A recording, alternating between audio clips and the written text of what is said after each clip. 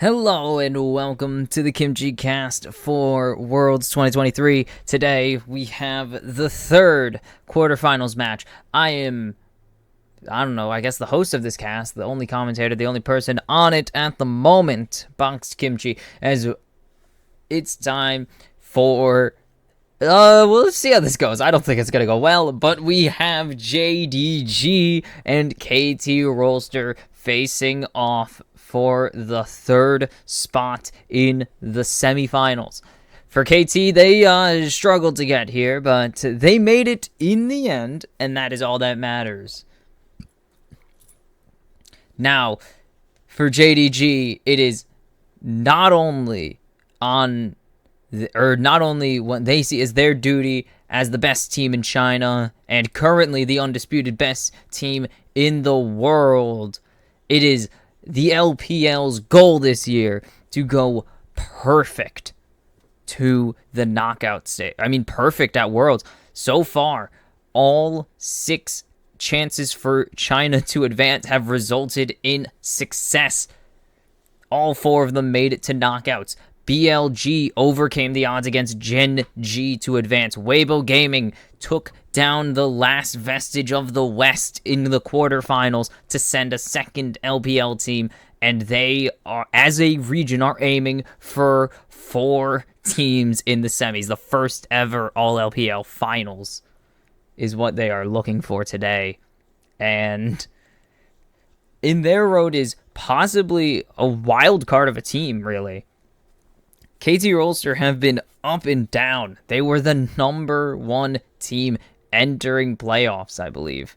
And they faltered at the first possible hurdle and then fell in the end to make it to be stuck in the regionals. We see the Oriana locked in for 9th, though. And these 2 teams, I mean, different expectations. KT aren't expected to do too hot. JDG are odds-on favorites for the World Championships, and the golden road awaits JDG. Is really going to call for the Zeri here. That'd be interesting. But is that a JDG tie? That's pretty swaggin' if it is. But JDG, LPL Spring and Summer Champions, MSI Champions, they just need to add 9 more wins, and they will be the first ever Grand Slam champions. They've made it this far, and I'm pretty sure they can go a bit further than this. And they're not going to go for a jungle here. Now, actually, back to the game and off of the narratives, they're not going to go to jungle. They're going to go for the support and lock in the Rakan. It's the first Rakan we've seen in a while. He was banned away entirely. All 5 games yesterday, PLG, Gen G, banned away. I believe he was banned away in most games of NRG and Weibo. And now, what is the answer? They can answer support, they can answer with the mid lane, but they are going to blind the top lane with the Jax, it seems, and they will lock it in for Keen. What the? Damn, man, I've been hearing some crazy bangs outside, like some loud goddamn bangs. But we've seen a lot of teams start going towards this top first pick and just ban away the other meta top laners. Interesting strategy. But we've also, throughout the rest of the tournament, it's really been give your top lane the counter pick. I mean, it is what got BDS as far as it did. Stop first picking for Adam and get him counter. And that's kind of what top lane's been for a while. So I want to know what JDG is going to look for in this top jungle duo. And Lehen's banned off of the Nautilus immediately in second rotation. Wukong taken away from Kanavi. He has a tendency to go for that. And that would be a really good setup piece for JDG's team fight. And they're going to close out this rotation with what? Because Azir's already banned away, Nico's banned away. You basically have the strongest mid lane in this game right now. Almost guaranteed, unless you hand over... Unless BDD is really willing to go for that Syndra, but we see the burst LeBlanc instead being hovered. You can't Lux. It's not Lux mid. And aiming is just hovering every single support in the game, and it will be a Lulu for Lehens here with this Aphelios.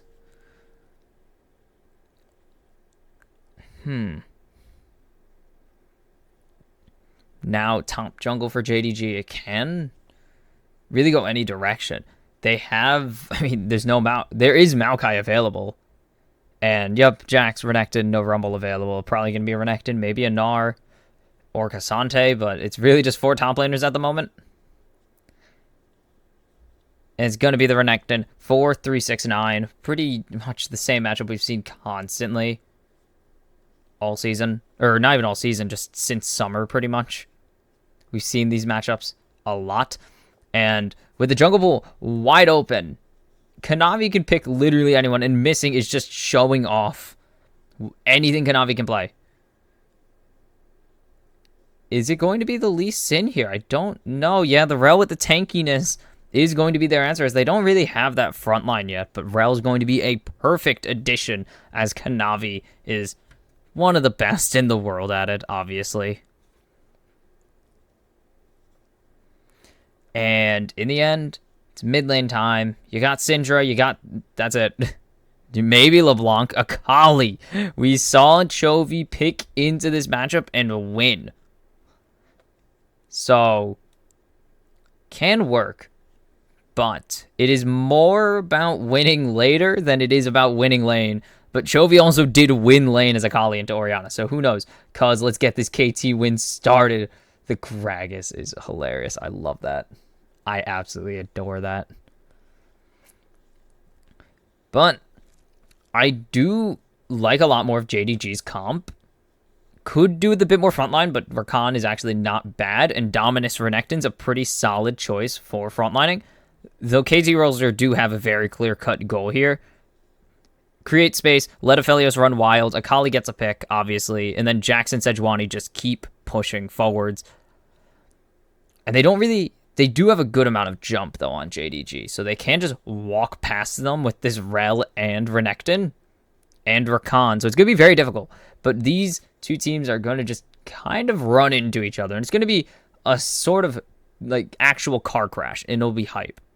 It'll be a kind of car crash that you will want to see, but we'll see how it goes. But I do favor JDG.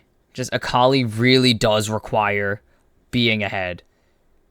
Like, KT needs to get this, to get their mid-bot ahead early, or else they are in deep, deep trouble. You don't see anything. Boom. I forgot to open it earlier. And now here we are, game 1 of, who knows? Could be anything. Just missing, hiding out in a brush. Knight spots out Lehens. Lehens doesn't drop a ward, though. But they know. Okay, they know. No ward down. And Cuz is going forward. I don't think 369 is going to walk forward. But they know 369's in that bush. And they're going to go forward. And 369 just going to throw out the Cold the Meek. And that's it. There's no vision on either jungle right now, but where are the side plates? That's interesting. Okay, side plate's missing. Is Keen going to get that ward down? Yes, he is. There it is. That was interesting to see without any of those, but sure.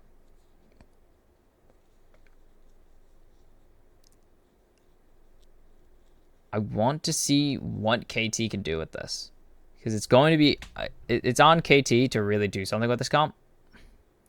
Keen, yeah, just going to be able to trade pretty aggressively with 369.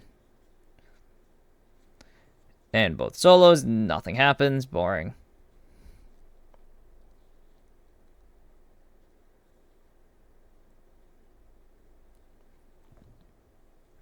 And double Cole, this is going to be on ultimate farm lane with the Aphelios and the Zeri.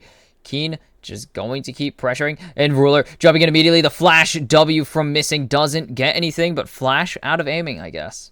So better. Flash out of aiming is a bit more valuable. Knight is just reminding BDD of how this matchup goes. Badly.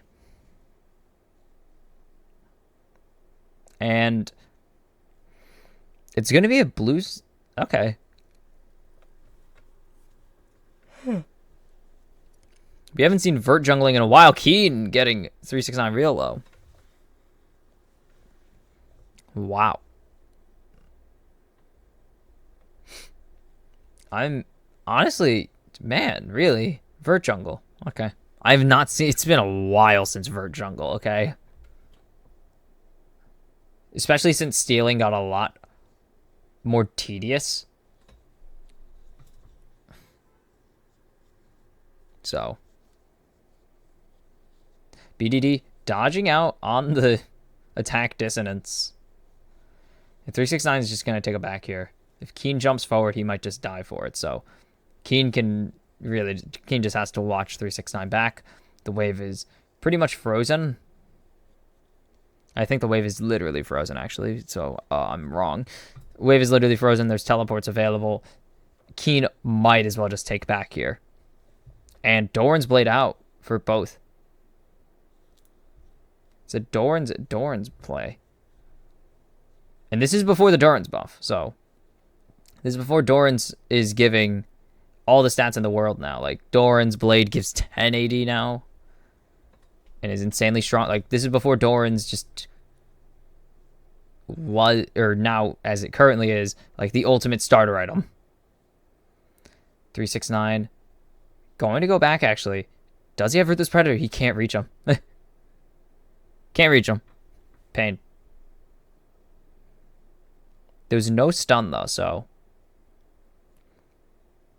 Cuz isn't spotted. And now Keen, or not Keen, it's on Kanavi to find a way to answer this. I think he did spot out Cuz himself. Kanavi's just going to clear. BDD going insanely low. Knight doesn't have the damage yet to punish it. Or the shockwave.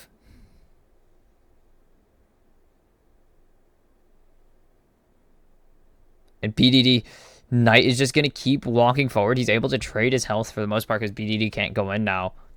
And start just stopping him from backing.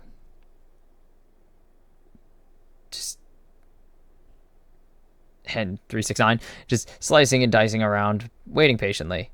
Keen's gonna take the trade though, and there you go. He keeps delaying BDD's back. That's all he really wants. He wants BDD to sit here with low health and face down the shockwave before he's able to do anything about it. And finally BDD will get his back. Knight's gonna crash this wave and recall. Never mind. Kanavi spotted out. Cuz is on the Gromp. Keen. Oh, 369. Into the Dominus. Has the Grandmaster at Arms. Goes into the state, or into the dodge. He enters the evasive stance. Keen. Slice and diced away. It's going to be a trade of kills, but 369 secures first blood for JDG. And Cuz secures the kill for KT instead of Keen. And incredibly well played by 369 there. Incredibly well played. And now wave will crash, so 369's actually missing out on a ton of money. So Keen did actually get something in the end, though that was mostly Cuz saving 369 or saving Keen from being crippled entirely economically. It's a very red. I didn't notice how red this matchup was until I had to stare at this page. And now, oh, my elbow. My elbow's been messing with me today. But look at this. Just gets level. Oh, just gets the level. And then you think Keen's going to get it, but that Cole the Meek is so good because with that flash forward, still is able to secure that kill in the end. But JDG, massive. He does have the Iron Spike now, so he has extra damage. And BDD's finally able to start playing this lane. He gets to experience gameplay. BDD just able to, yep, do that. KT really do. Oh, what? What are you doing? Kanavi just steals the dragon.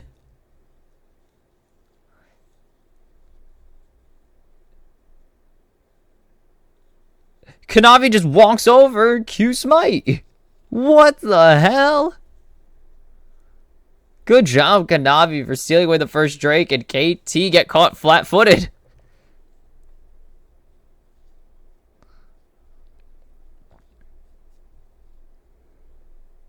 The KT, I mean, what are you doing there? Cuz you had Smite available and he just gets caught out. And now aiming. Starting to push forward and is going to build up them Crescendum Chakrams.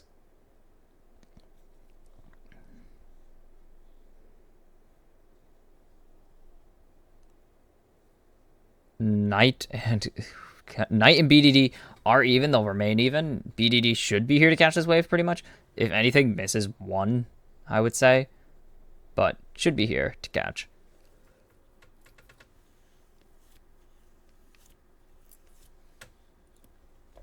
Oh, missing. Jumping in. Aiming. Has the chakrams built up. Only like 5, I think. Doesn't have the attack speed yet to really go crazy with the red gun. But good damage on missing. And KT forced to disengage there. And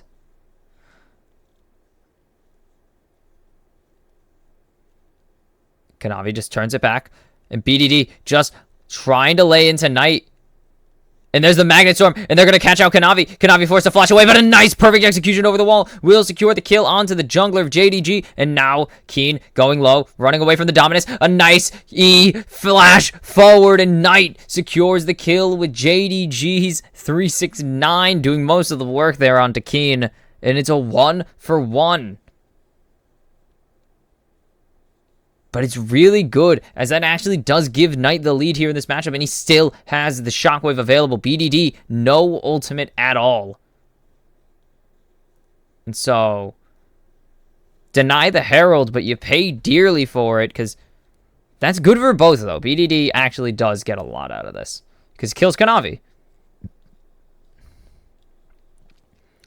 Boom. But then, 369... gets the ball on him. Flash. Q. Iron Spike. Out of there. And then Knight secures the kill. And now, yep, support is up here with Knight to start moving towards this. To start setting up this wave pressure for Herald. Knight just stalling for teleport, to be honest. Both BDD and Knight just staying around, waiting for teleport so they can make a play. Is 369 about to get caught out. Gets the ward down. Jumped on. And now there's the Permafrost. Cuz doesn't have the Glacial Prison available, though. So 369 is going to be able to just walk away with some potion work. And now missing. Uh-oh.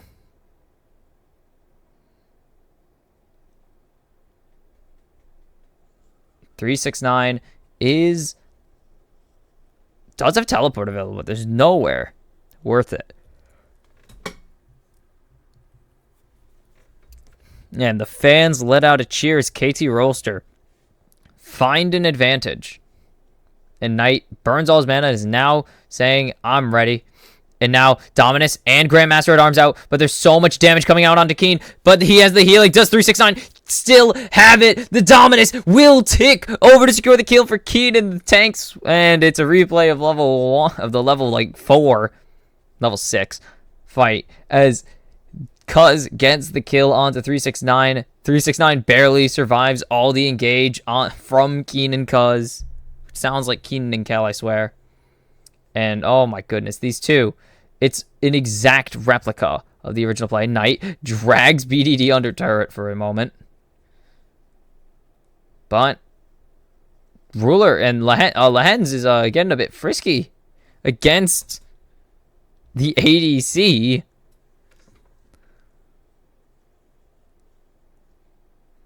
Former bot lane duo, actually, just a year ago. Yeah, that's weird, isn't it? I didn't even think about that one. Yeah, Ruler and Lehens, bot lane duo just 1 year ago before going to completely different teams. Lehens bought, they're signed by KT, and Ruler moving all the way to China and signing with JDG. And, well, Genji's also here, so it's not any less awkward. Let's put it that way. And then Kanavi coming in. So much. So close. So close to getting 369 down, but he just gets the healing out from the Koldamik again. And now missing, staring down aiming, but he's fine. That Kraken Slayer is finished, though, and that's going to be pretty useful for aiming throughout this game.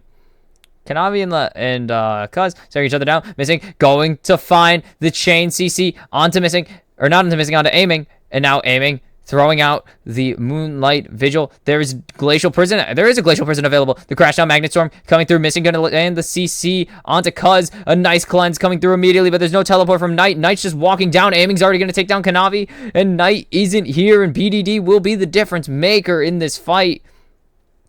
Ruler is just doing so much. Holy cow.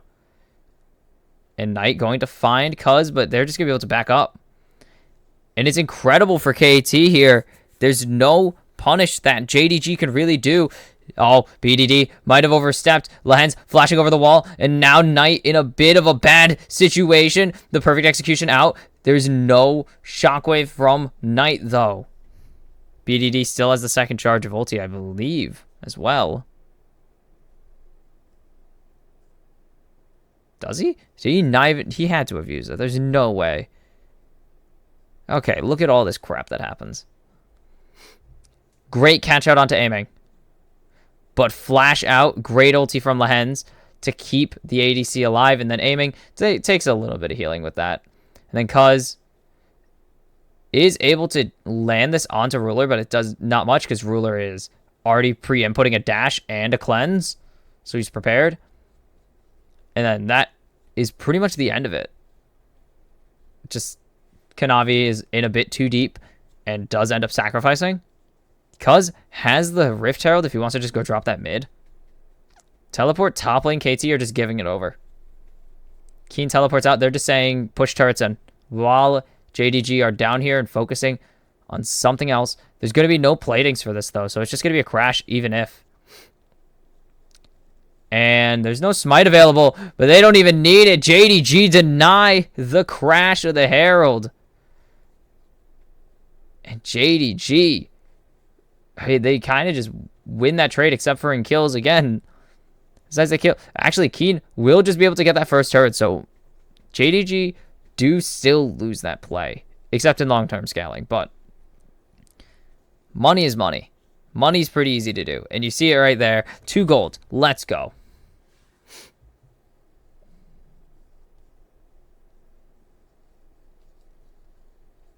KT with the massive lead in most positions.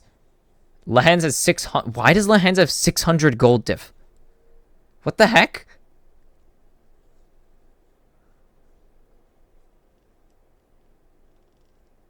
Why? I'm actually questioning. Why does Lehens have 600 gold diff? How? How does Lehens have that much of a gold diff? It's not even that meaningful. Something's here to find Knight. Someone is very much here to find Knight. And BDD is spotted out, actually. Proto Belt away. The Shockwave's not going to land. Nice Shuriken flip by BDD.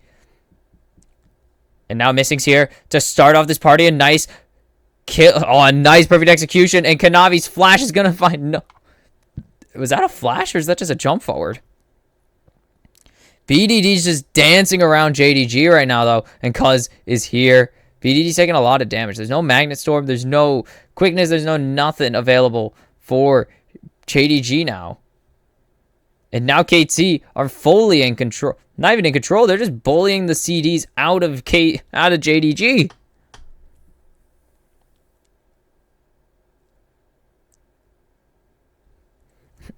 And KT have found an advantage into the mid game, and they're going to start using this to start pushing out pretty hard.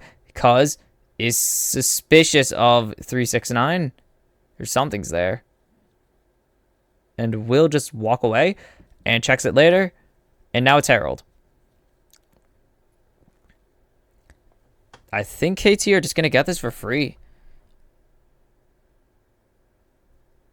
I don't really see a situation where JDG are even able to contest this. And you can see everyone on KT or on JDG is just backing off. So yeah, KT Rolster, 2 Heralds, and now they actually will be able to crash this one, hopefully. We hope so, because the last one failed miserably. And they will. They're going to just drop it on mid turret. I don't know if it's going to get them something. Oh, no. Sedge is actually topside. Stealing the Gromp. Thievery.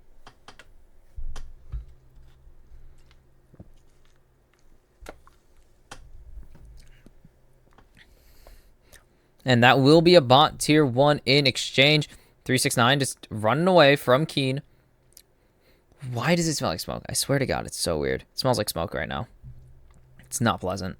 And 369 on the wrong side of the wall is going to be able to dodge most of it. And now 369 just forcing them to run away from their own play. But they do get Knight's teleport in exchange for that. But now 369 is creating pressure across the map as JDG kill Lehens off. Won't see to start. And now the teleport coming through for Keen. Ruler just uses Cleanse and Flash. And the Glacial Prison thrown out onto Lehens. It's not going, or onto Missing, not Lehens. Wrong support. Stun only going to land onto BDD. And there's no one here. Knight finally shows up. He didn't have teleports and had to cover topside. So they will take down this mid tier 1. And JDG, they look like they're completely uncomposed. Like they are being stretched thin by KT Rolster. And these two teams haven't faced each other at all this year. KT and JDG haven't played until today. So they are two completely different not even trajectories. This is a completely new thing to both sides. And KT are making JDG sweat. 2,000 gold lead. The only thing they're behind it is Drake's, but they have control here. I'm checking the high.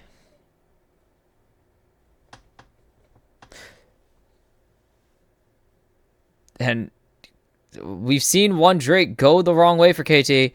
Will they let Kanavi do it again as they jump in? Aiming's able to get away, but now the fight has started. Lehens is going so low. 369 not going to be able to secure the kill. Knight is already so low. The goo gun's going to land, and it's absolutely massive. Aiming already getting the kill into Missing. BDD gets Ruler. The perfect execution. Jumps on a Knight. A double kill for Aiming with the Dusk Wave Red. Double kill for BDD, and only Kanavi will stand for JDG, and KT Rolster win the team fight. They will get the dragon as well and stall JDG's dragon stacking. This is massive for KT.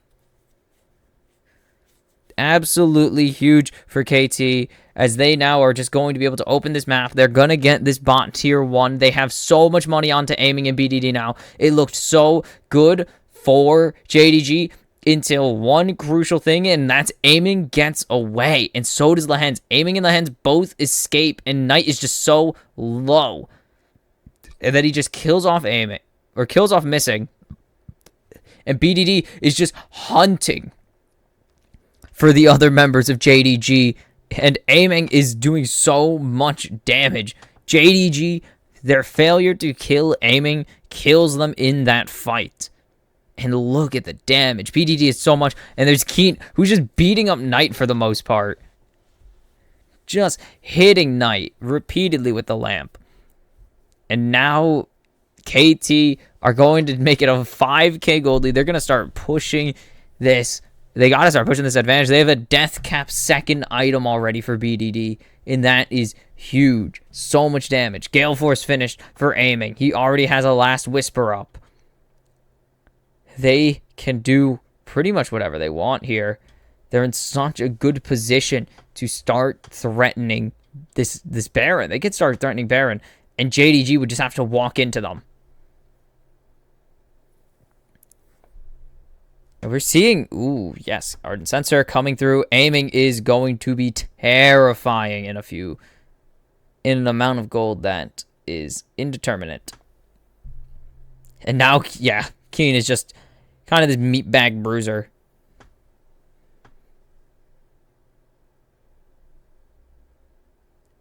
And they're just going to wait. Yup.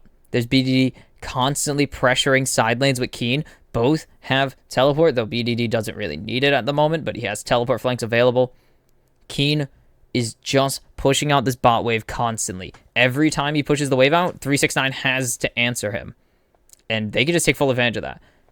JDG just need to keep answering the plays to whatever KT wants, and that's just not going to work out for them eventually.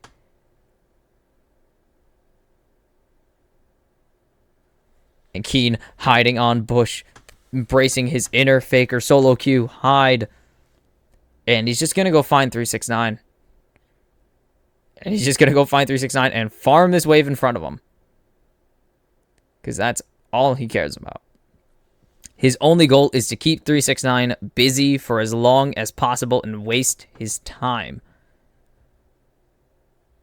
And they need to get this Zarya online. Orianna, I mean, they need to just get Knight and Ruler to find these massive plays. Because Kanavi's engages haven't been super hot with missing. They just missed aiming with the engage, and it kind of just fell apart from there.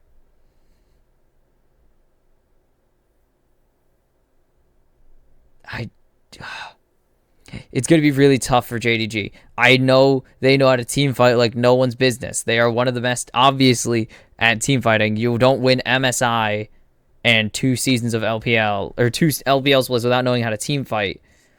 But KT, they just maneuvered that team fight so well. I mean, have KT leveled up? That is the real question. Have KT leveled up since we've last seen? Do we level up our expectations of KT? I don't know. I don't believe we do. Because it's KT. I don't trust it. I'll never trust it.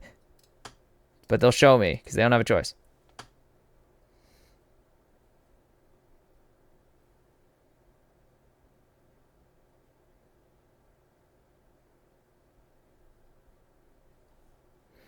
Oh, and Keen just jumps at... Holy cow. And now, are they looking to see what they could do? Kanavi's going to land the Shattering Strike onto Cuz, but that's not going to do too much.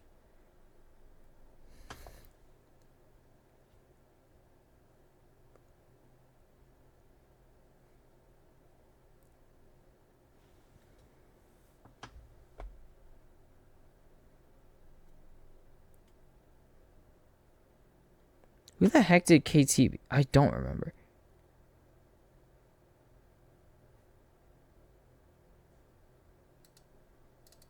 I trying to bet I left him. Ah, that's right. I couldn't remember. And they're going to land the combo. A big chunk of damage onto missing. Holy cow, aiming. That's so much damage, but...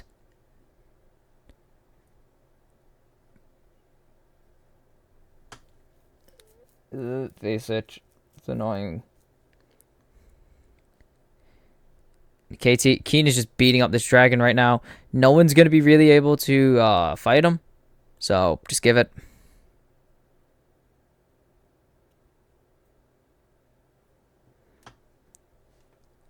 And now, Cuz here to help speed up the process a little bit and finishes the job. Trying to find it. Where the heck is it? Why can't I find this? It's not what I need. Why did I save that as an... God damn it. I'll fix that some other time. Oh, that's why. I just... Yeah. Never mind. I'm dumb. No, wait. That doesn't make sense. I don't know. Sorry. I'm looking through some stuff, and I guess I just didn't make it. Anyways. 320. God damn, these guys know how to farm. We're seeing 20 CS diffs. A 20 CS diff in top. We're seeing a 20 CS diff in jungle somehow. But still, Knight's Vow. We've seen so many Sejuanis do this. And never. This is not a solo queue build. This is exclusively a coordinated play build. But we're seeing gold diff everywhere. 1,000 gold ahead on aiming, and that shows in, I believe, a finished LDR compared to a finished... Nope, 3 item. But he already has his second item component, or fourth item component available, and that's going to be the tier 1 down in mid at least. So JDG, even that back out. But Keen just doesn't care. BDD doesn't care, just not going to interact with JDG and just sit there and farm.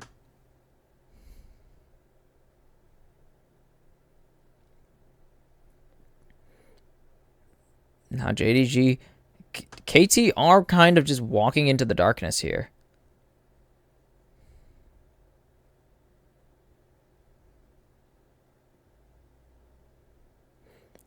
But KT, they're going to start it. They're going to start the Baron. Do JDG know? Oops. They don't know. They finally see someone here, and they're going to call in teleports, but it might be a little too late. He doesn't succeed at the smite. He's just a bit early. Missing. And Kanavi going to jump in there. But here comes Keen onto Ruler. He's ignoring 369 entirely. BDD goes on a rampage. Aiming. Also on a rampage by taking down. Missing. And now Knight will fall. It's a double kill for BDD and KT Rolster. Sneak the Baron. They deny the steal. And they kill JDG's carries. Minus Ruler. Fine. It's going to be absolutely huge. It's already 3,600 gold ahead on this Baron power play. And now on to 369. Aiming. Unstoppable. Red purple. He doesn't care. He's fighting anyways. And now on to the inhib. This could be the end of the game. They are capable to push this down. They only have Ruler for damage right now. And he's not doing that much. Missing. Gonna find a nice 2-man engage, but Kanavi stunned by Keenan Cuz. And it's going to be a double kill for BDD, who takes down Ruler, and KT Rolster have shocked JDG in game 1 and will take the lead in this series. And what a performance. KT Rolster, do not fear JDG at all, apparently, as they just roll over them in game 1. No questions asked. It was close for a little bit, but once KT got their lead, it was just over for JDG. That third dragon, they fought around it. KT won that Drake fight and never looked back. They were just able to get so much control out of that because of the gold they got onto their carries, especially on the Akali. They were able to side lane. They pretty much were just able to permanently side lane, keep the waves pushed, and just punish JDG anytime they tried to answer those plays. They denied the vision of JDG so well. Eventually, JDG just had no vision available and gave up the Baron because they couldn't tell what was happening. And so JDG just got outmaneuvered throughout that game, and in the end, KT Rolster find a way to steal game 1 from, quite literally steal game 1 from right under their nose. And so, KT fans, don't get too excited. It's only a 1-0 lead for the time being. But JDG need to answer back in game 2. KT, you need to keep the foot on the gas to knock this titan of the tournament out. And we are back for game number 2. KT Rolster shock me and probably many League fans as they win game 1, and now JDG are in a weird position they haven't really been in yet. Not many teams have been able to push them to a game 1 loss, at least. They've pushed them to 5 several times. They went to 5 in LPL Summer. But usually this caliber of team is... Oh, piss. What did I do to my finger? Ouch. That hurts. My God. JDG go back to the blue side. I don't think any team has been able to make JDG sweat like that before. Like, they were completely locked out of the game after a certain point. It's just, I watched LPL finals. I watched all of the games of MSI. I have not, yes, I haven't seen all of their games ever, but in the playoffs, I have not seen a team that can, when it matters most, I haven't seen a team capable of making JDG, just completely useless in a game, ever. And now Nico taken. My finger freaking hurts, dude. Ow. I don't know if you could see it on camera. But, like, this part's so red compared to the rest of my hand. It's, ow. Freaking hurts. Ow. Why does that...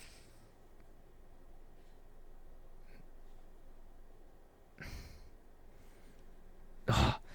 And Oriana and the Aphelios locked in again for aiming. BDD taking the other side of the matchup into the Nico. And if they take this Vi, it would be such a menacing.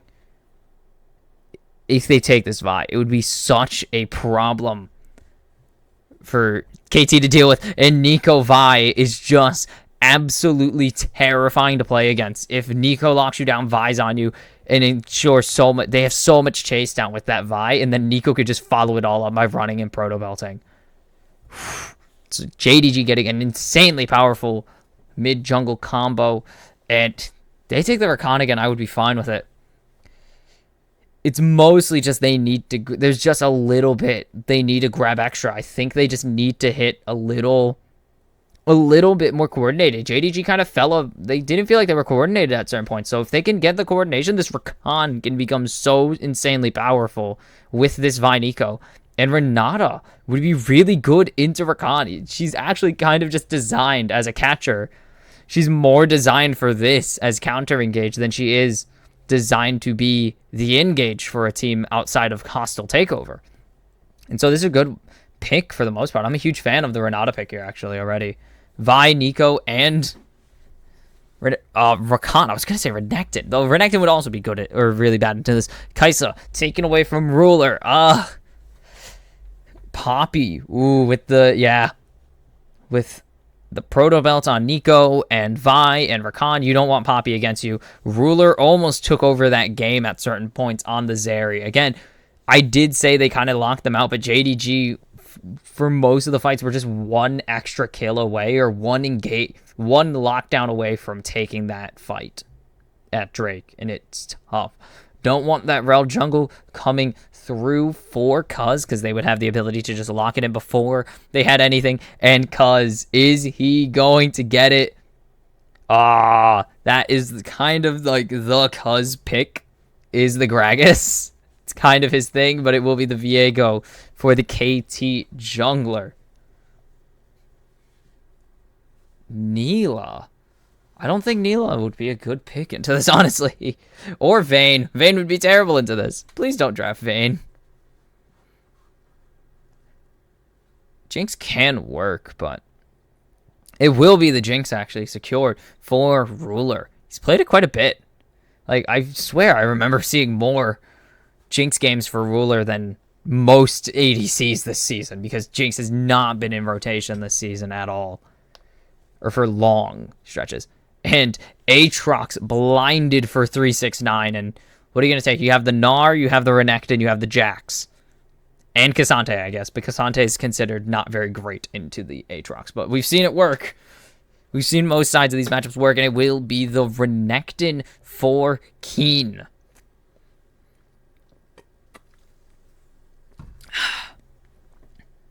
And so I think JDG have a good... Oh, and they fixed it, actually. I think JDG have a really good comp here. They have circle comp, which is always great. You got partial circle comp.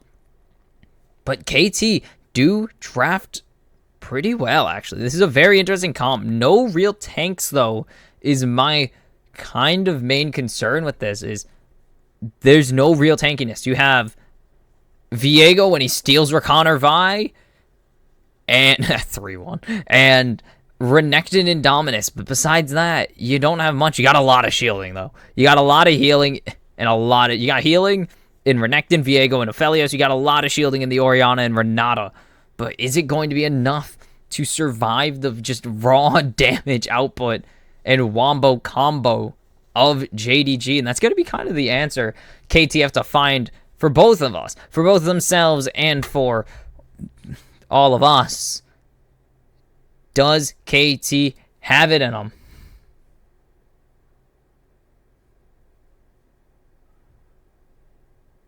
So, I mean, It's going to be interesting. JDG, rare situation where they trail in a series.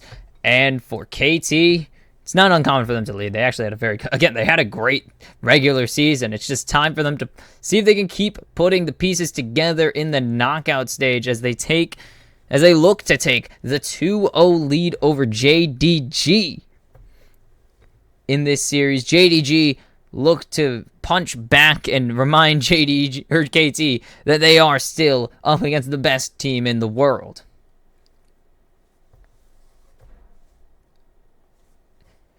If you ask me, JDG, please win. I have you for pick'ems.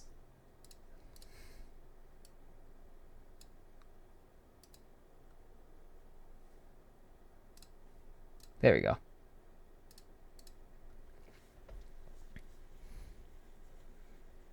Ah, ruler. Oh, wait. Who are we talking about? Who the balls are we talking about? Kanavi? There's so many random...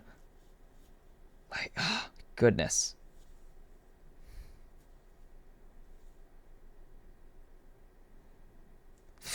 There's some hilarious emote throwouts that I love. There's so many good emotes to throw out. You know that?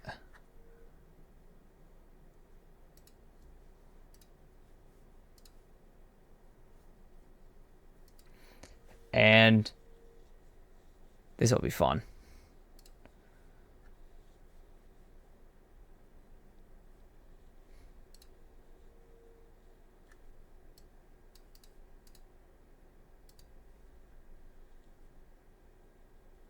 The heck?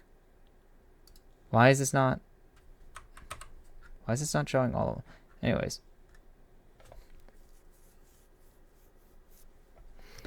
It's just going to be simple trades. Keen does have the level advantage for the time being. Also, if you're wondering, the emote is not for Samsung White. They were talking about it, but the emote is not for Samsung White. Ruler was not on the 2014 World Championship roster. It was actually for Samsung Galaxy, where he got Zaya.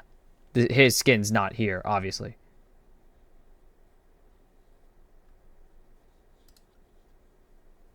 Oh, geez. And they spawn up Kanavi on this ward.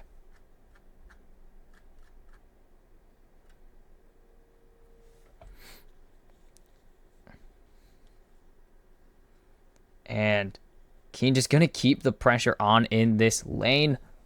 Sounds like none of these players have won a world championship except for Ruler.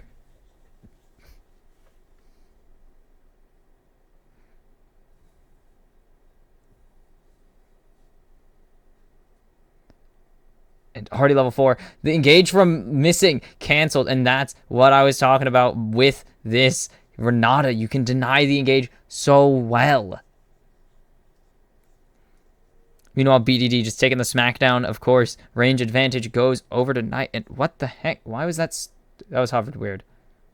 And now, Cuz is in there. Knight spotted and he's locked down. Flash securing the stun with the Spectral Maw. And it will be first blood to Cuz. Boom. Okay, I gotta look this up.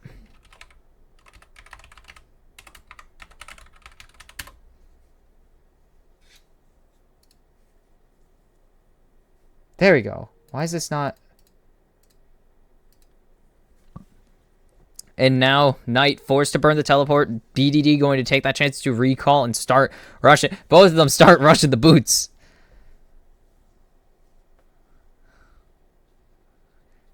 And now, Kanavi spotted out again on his own jungle. They've just been able to resend these wards because of the wave pressure that KT have in lane.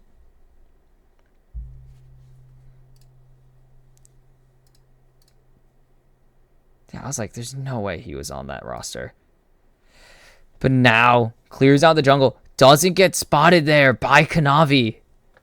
And that's going to be critical. As they just, boop, boop, bang. Anyways. Just lock him down. Put him in the chamber. Lock him down, kill him. Easy peasy.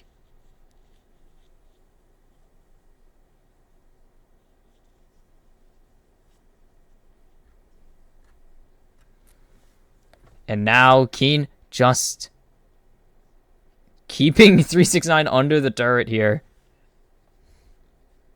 Just keeping him down.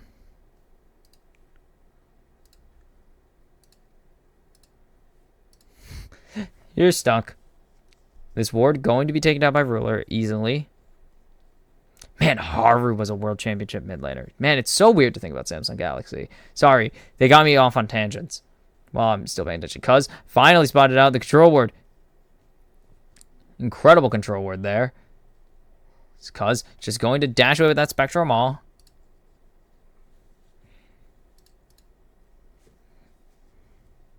Dragon beating up Lehens. Just beating him up.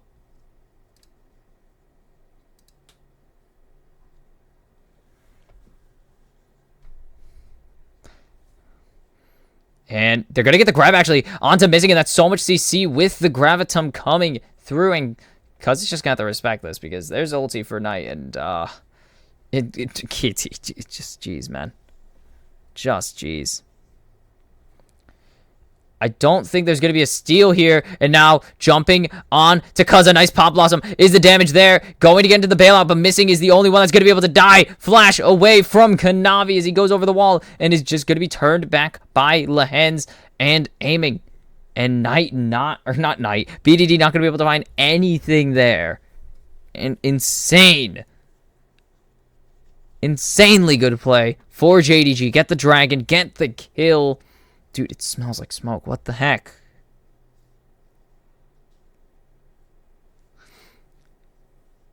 And then just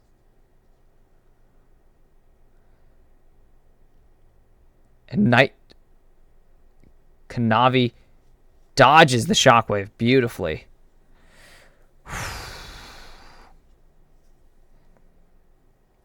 And now Keen jumping onto 369, but the sweet spot's going to land. He's going to be forcing out the World Ender, and that's just so good for Keen. He continues to win this lane.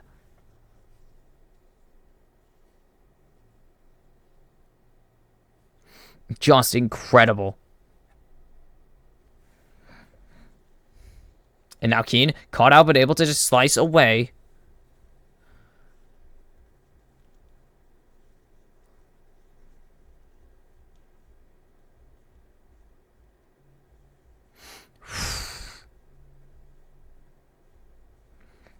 And going to be able to just, missing.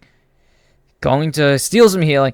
But now Ruler has the Super Mega Death Rocket available, so that global pressure is really just going to be huge. Now Kanavi, level 6, Cuz starting up the Rift Herald, but might just bail. Kanavi can just walk away here, so he's fine.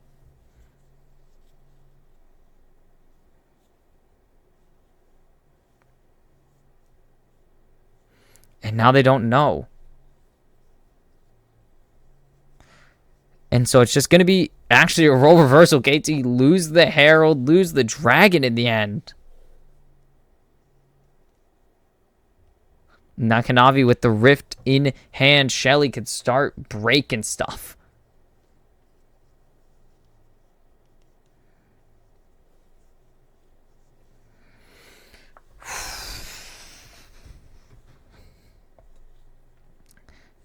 And where is this Rift going to go? Because anyone on this team would appreciate... I mean, 369 is probably going to be the last person you think about putting it on because he's just been getting bodied all game, but still.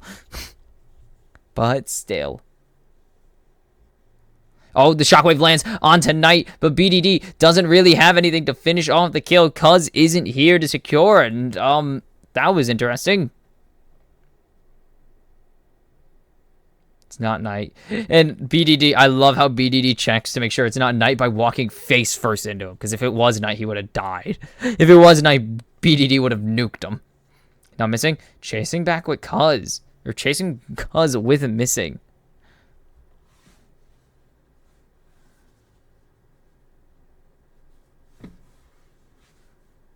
And Keen solo platings, 2 whole plates to the big brown croc. And now, I mean, KT building a nice small lead for themselves in different ways. 12 CS lead plus plates in it for Keen. They have a small, like, half-wave lead in this in the mid lane. And then they trail in the bot lane slightly, but aiming's working on it. They have vision on Cuz. This is hilarious. This is hilarious. And so they know Cuz is here, so they just let him go. Oh, but missing. Jumps in. Going to get a two-man ultimate. Lehens goes into ulti form, and Kanavi's going to secure the kill onto the support of KT. And now BDD gets locked down. A nice Pop Blossom to find the mid laner. The Moonlight Vigil misses. Everybody missing is going to secure the kill onto Cuz. Not ideal, but it is what is happening. Ruler is excited and trying to chase down BDD, but it will not happen. And it's going to be... I mean, BDD's going to escape with aiming, but it's not going to be ideal. And now, just JDG find a fight they could take, and it just works out for them in the end. The flash forward from Knight doesn't land, and now the shockwave. BDD is going to be able to run away with a great shockwave and a great dodge on the tangle bars, but now Ruler might have bit off more than he could chew, but going to get the root onto aiming with a funky looking one, actually. So I'm intrigued. I don't know how those Flame Chompers caught him, but they caught him. Sure.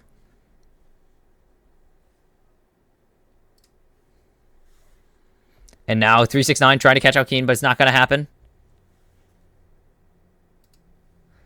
It's not going to happen. Kanavi finds Cousin Lehens here.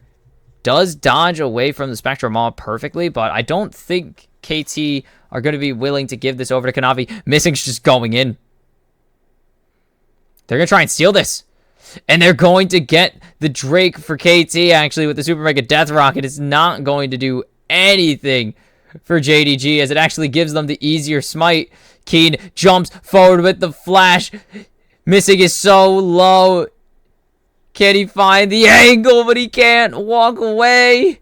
Missing escapes with a sliver of health, and there's no... anything. There's nothing KT can do to stop them. Oh, no. And now they're going to get this Herald onto Knight. They're going to free Knight from his shackle. Or not even free him. They're going to get him money. This is not going to kill the turret. And Knight's not even going to be there for it. And it's all money over to Kanavi. Knight misses his chance to get money. Knight failed. And we're back to this fight. Oh my goodness, this was so... oh, and what a flash by Missing to actually dodge away from the claw, from the handshake. And then BDD, this TP was a bit bad, as BDD just has to flash away. And then Cuz, Kanavi, whoo! What a dodge by Kanavi there. Barely.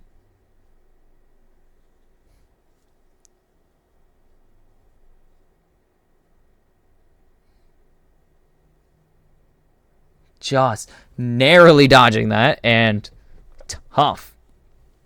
Kraken Slayer for Ruler. Storm Razor for aiming. Interesting. Now I'm just thinking of Worlds Collide. Don't ask.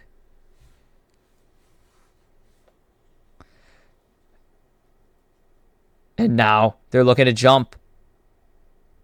God. Missing just stares at him. They knew where Cuz was, and they just stare and then leave because they know better than to jump in and die.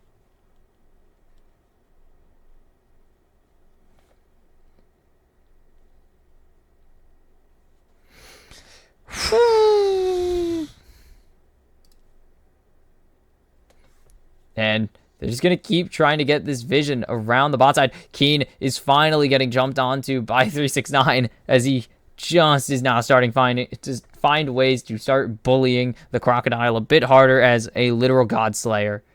Or a literal God, not even a God Slayer.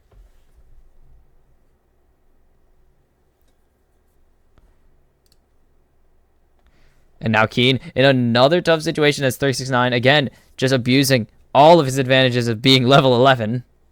Even though Keen is also level 11. Also missing using that sick animation cancel that does absolutely nothing. It's a meaningless animation cancel, but I love it.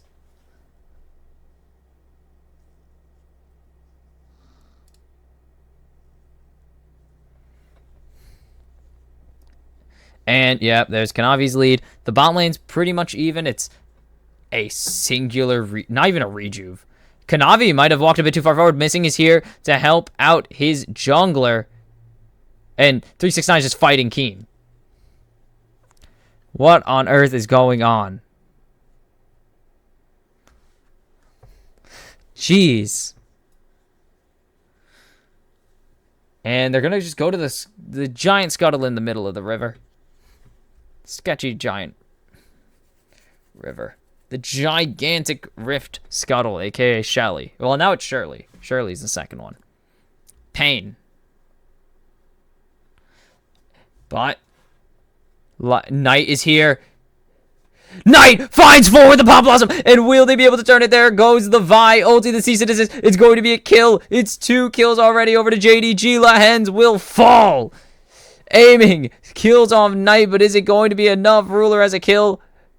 369 trying to chase down with Kanavi. Not going to happen. Kanavi might actually be in a terrible position here. He might bite off more than he could chew, but he jumps forward. BDD falls. Aiming. Will get the kill onto Kanavi, but it's a double kill for Ruler and the ace for JDG at 16 minutes. And this is more of what we were expecting when we saw the matchup. Ruler goes off, but the man of that, the talk of this play, look at Knight. All of JDG know he's coming. All of KT know he's coming, and they can do nothing but watch as he flashes onto them and causes havoc. He actually got the bailout, which is why I was very confused. He already got his bailout when Knight died.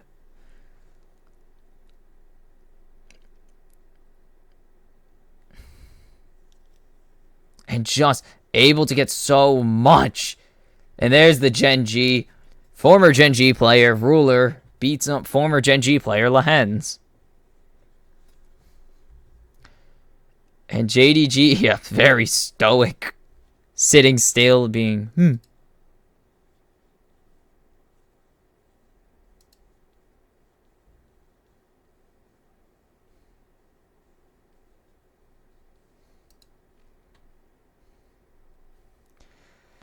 Whew. It's going to be a second Drake over to JDG, so their Drake stacking will be going better than anything else.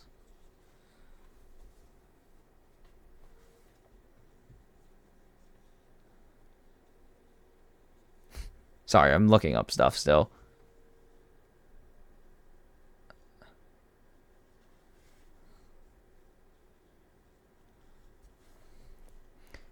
And they're going to steal away the blue buff here successfully. Cuz just has to watch as his blue buff disappears.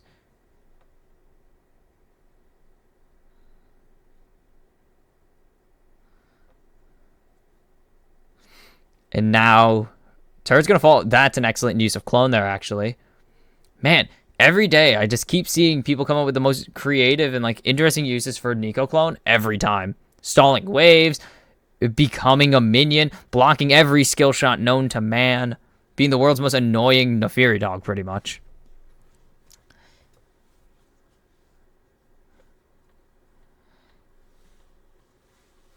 And now Kanavi is looking to punish Keen just in case Keen's here.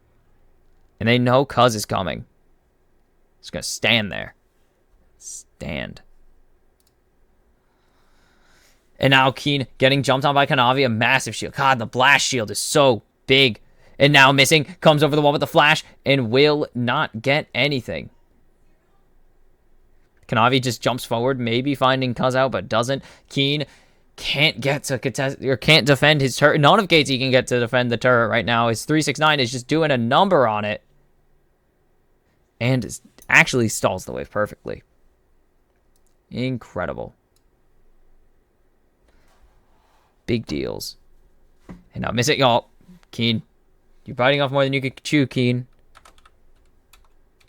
And now the shockwave onto Knight. But BDD gets hit. Oh, the Super Mega Death Rockets actually dodge. Does Knight. And BDD has the damage to secure the kill into Knight is what I meant to say. And now Kanavi coming in with the smite. And BDD nowhere to run. Running as fast as he can. But a denting blow? Yeah. No, it's not denting blow. The relentless force auto attack destroys BDD, but actually eats a teleport there from JDG. So that's actually massive. Eats a flash and a teleport from JDG in exchange for a shockwave is pretty good, but also money. And now you have a 4-1 and 5 Vi to deal with. So, I mean, the value of that play, you can argue. Gale Force finish for Ruler, not going for the IE this game, aiming going for IE instead, actually. And Knight isn't really the carry. I mean, it's always good to get kills. BDD will secure a ton of money there, but besides that, Knight is mostly the setup, not the man. That dodge pretty much saves that play. There's no flash on Knight, so dodging that Tangle Barbs actually sets it up.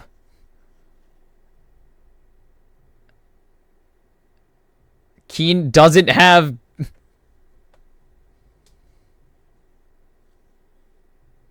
did not have Ruthless Predator available, so he didn't even get anything. He didn't even get it, so TP gets on without a hitch.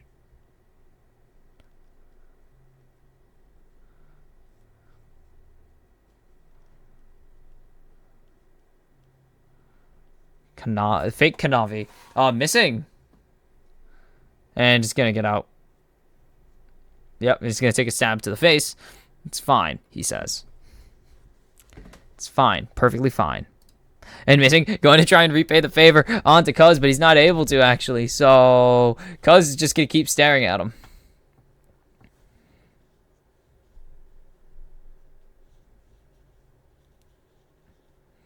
And now, Keen just staring down Knight. But Knight's mostly not scared. Ruler can get caught here. Needs to be very careful with where he walks, because if Cuz finds him with a lockdown, aiming is sure to follow up with no regard, like no worries.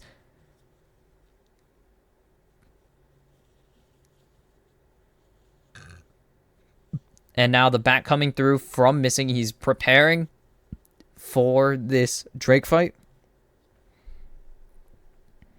JDG wants Soul Point here because that just is such a... I mean, Hex Tech with a Jinx is insanely strong. And you put that on a Vi, it's going to be so powerful. So it's... no one spotted out just yet. Cuz now on Vision, going to start on this Dragon. I almost said Rift Herald. See me, the Dragon started up. And the control is huge. JDG's trying to find some angles. A nice engage from missing. And there's a Super Mega Death Rocket to send BDD into bailout. Aiming gets drilled along with the hands in the Pop Blossom. And now JDG are just going to clean this up. Keen going to try and trade back one, but he's in the bouncy castle. He's just in the lockdown. Cannot get anything in. JDG gets the blue buff. They're not even going to go for the Dragon. They say, screw a Hex Tech Soul. We want a Baron first. And everything was set up so perfectly by JDG. I mean, the engage from missing was incredible. The follow-up from Knight in 369 into the Super Mega Death Rocket. And JDG just destroy KT4 for nothing there.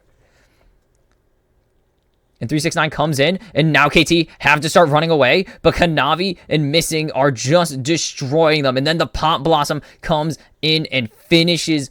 I mean, just forces aiming into stasis, and he just gets blown up. 369 is the Q3 right there and waiting for him. And Cuz flashes away, but that's not even going to save you. Or it's not even going to matter, because who cares if you get away? Your team is getting obliterated and just gave up a Baron, and now you're 8,000 gold behind, and you're facing Soul Point for your opponents.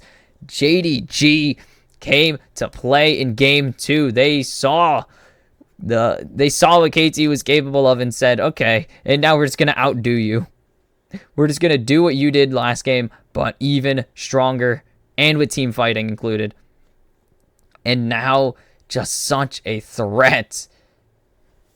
I mean, this Jinx and this Aatrox and Vi are such threats. Knight is always going to be a threat. KT get the top tier 1, but they lose a mid tier 2. They're about to lose bot tier 2.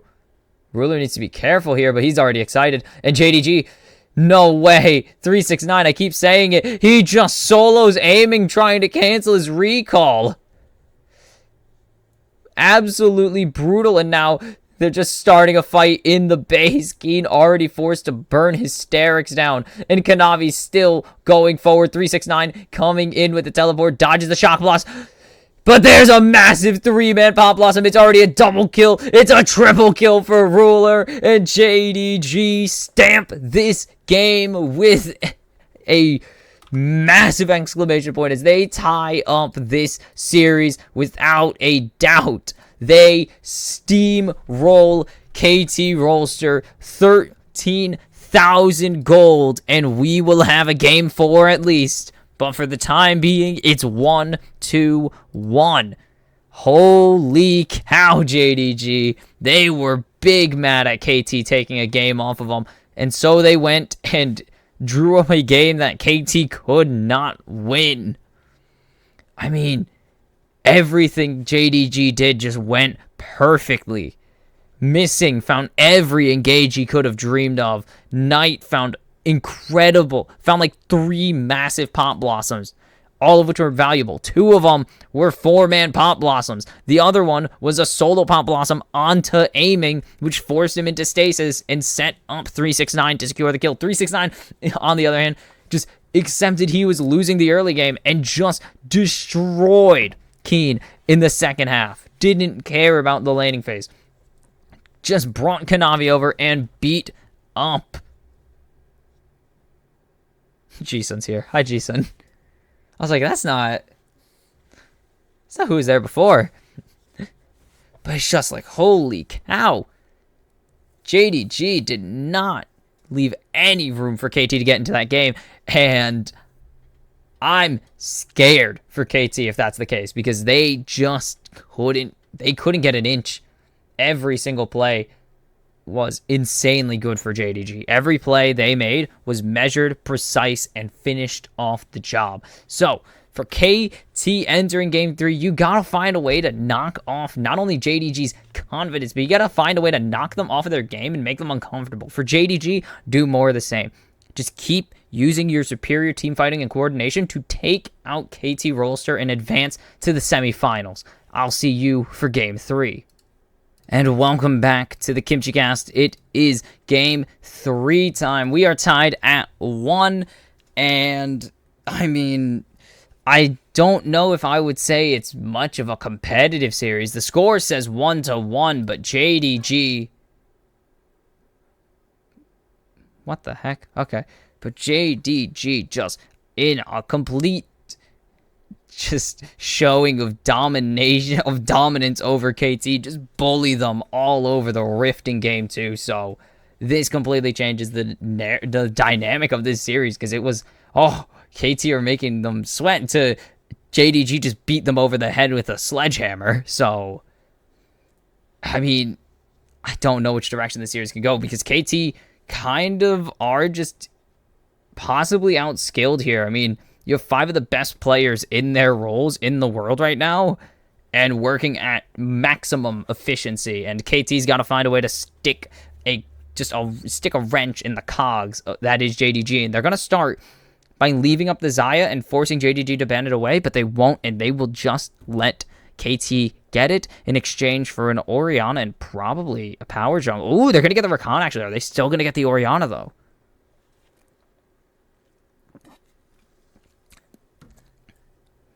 The thing is, with the power picks, I mean, I don't know if I would have banned the Sejuani, but they will still get the Orianna. But with Rumble and Neeko not being banned by KT, you do just have to ban those away. Like, they didn't know if they're going to ban... They were banning Rumble anyways, but if Neeko isn't banned by KT because they don't want it, you just have to ban it away. It's too strong to hand over on the red side. And the Azir-Orianna trade, we've seen it happen a few times recently. More teams are willing to let this Azir pass, though JDG did ban Azir 2 games in a row, so they just have to let it through because they don't want this Sejuani, as it seems. And the Azir-Orianna trade, it's pretty powerful. We've seen it over and over and over again. I mean, Azir's not the strongest individually, but he just allows so much flexibility in team fighting. Because he allows you to kind of draft. You don't need all... You can leave him. He's a great source of engage and DPS. So he does it's 2 birds, 1 stone kind of deal. And also, he's an insanely good laner. And now Lehans finally gets the Nautilus handed over to him. JDG have only banned him second rotation, but they just have to let him out. KT see the opportunity. They're leaving jungle for second rotation in exchange for the Nautilus pick finally coming through. And now again, more first rotation top laner, more blind top lane picks we've been seeing in Aatrox. 369, an absolute monster. Did not die once on that champion. I mean, him and Kanavi just did not die. Would refuse to die constantly. And now they have at least the Aatrox. And if they don't really need the Vi here, actually. The Vi, not as great with the Orianna, but it's still good with Orianna. Viego banned away from Cuz, had a pretty solid early game on it, just kind of fell apart in the end. Kai'Sa taken away from Ruler. I mean, yeah, I don't blame him. It's just...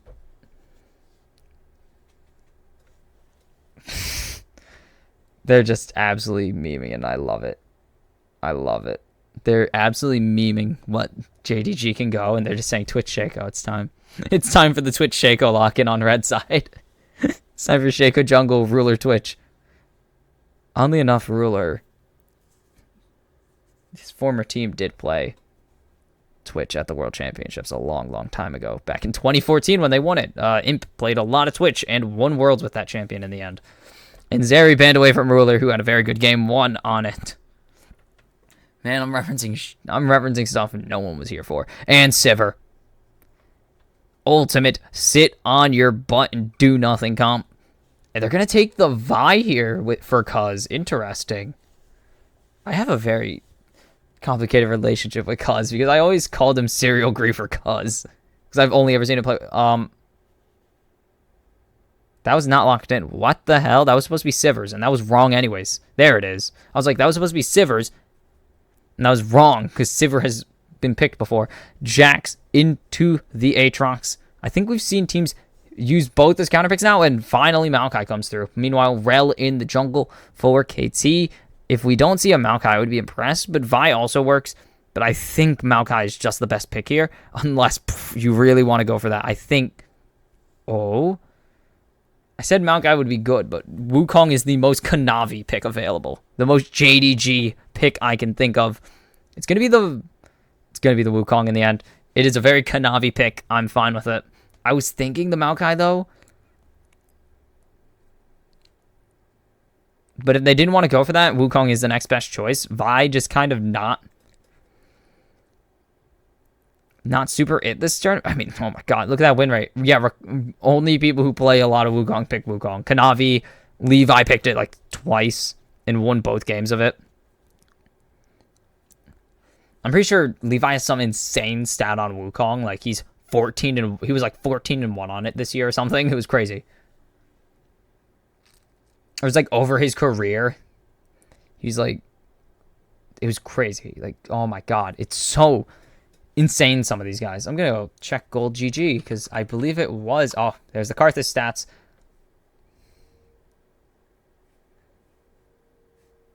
Let's go to Levi's page. We're not at Coach Handshakes yet. I have time.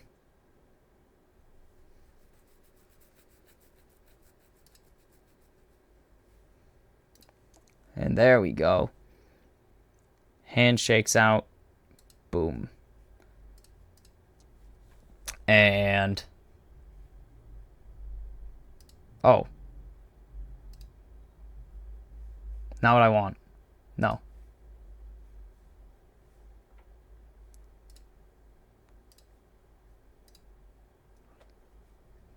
He was 12-1. He was 12-1 in the summer split. And as we are getting into game, I was just thinking of Levi. And all year... Or not all. Whoops. Wukong. All year long on the Wukong. 28-4. That is not Kanavi, actually. I can look up Kanavi, though. We'll look up Kanavi really quickly.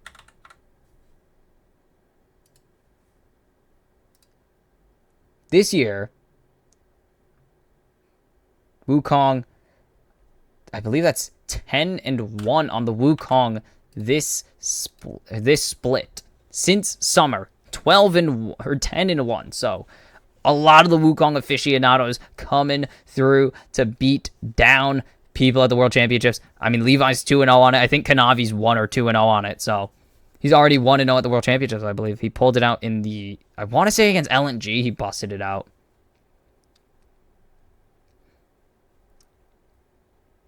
So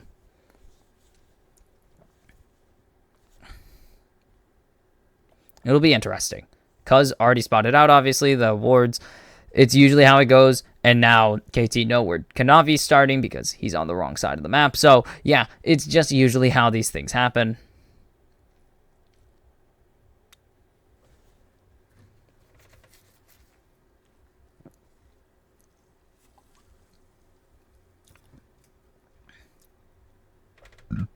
Sorry. And now Keen just staring at 369. It's this kind of matchup where neither is really sure of what they're going to do. It's kind of like Mordecaiing, if you know what Mordecaiing is. It's like that. It's just like, ooh, we'll see. And BDD going to abuse the range advantage, and Keen going to abuse the Counter-Strike advantage. He's going to abuse his evasive stance advantage, which is not quite the same as a range advantage. It's just it's a dodge advantage. It's a roll, and he's gonna land the stun. It's roll for dodge, roll for agility, and you always roll a nat 20 with it, even though you wouldn't roll. You don't need to always roll 20 for agility. Anyways, you get it. And Keen is proxying. Damn.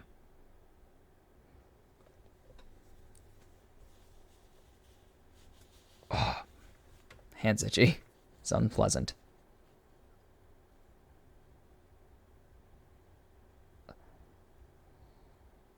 And 369 just has to spend so much time clearing this wave already. It's just impossible.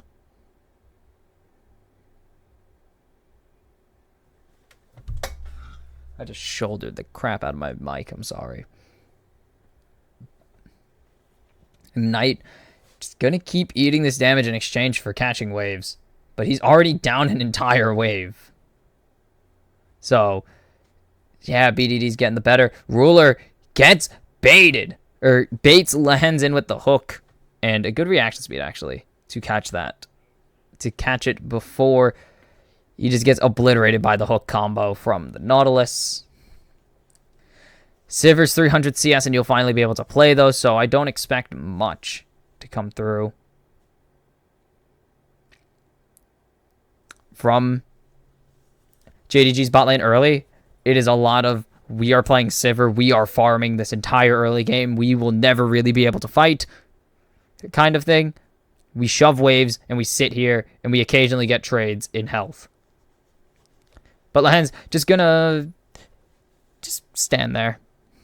Meanwhile, Ruler and Aiming get their first backs in. Missing is going on a journey of not magical proportions.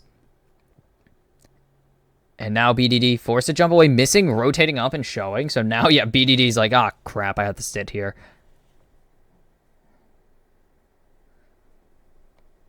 And what are... I mean, there's no real angles yet. No major objectives to spawn. It's pretty much just a kind of chill moment, cuz... But Knight is here, actually. Knight's in position to come over and help if cuz oversteps. He's mostly just going to be in a damage way, not in a kill way. Knight doesn't have ulti yet. Kanavi doesn't have ulti. Missing going to tank up a full combo, and Aiming is getting a ton of free damage in his... Yeah, what is Ruler going to really be able to do there to stop a Xayah Nautilus from going in? He has the kind of interactions I usually have with my supports. You got yourself into this mess. I'm just going to be here.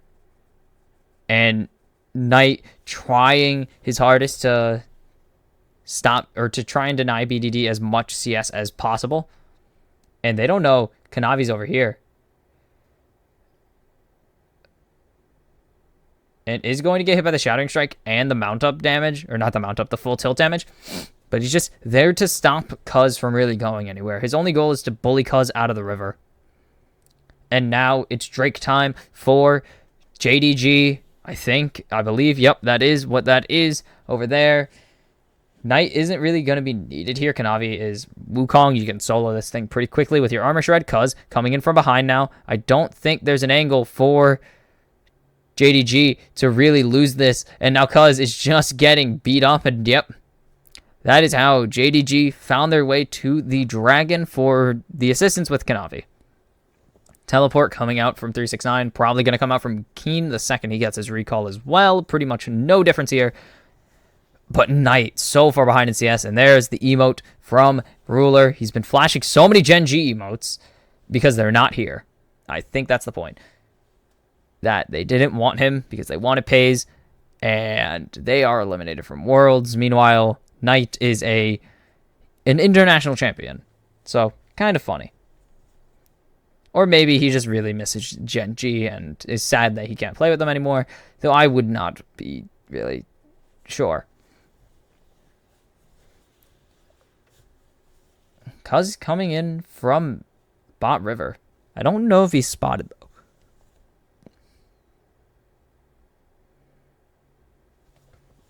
And it's going to be, I believe that adds up to a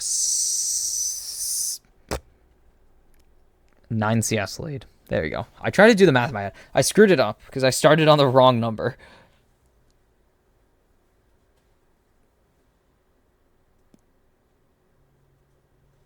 And there is the CS lead. That is what Ruler wants. CS lead. He's playing Sivir.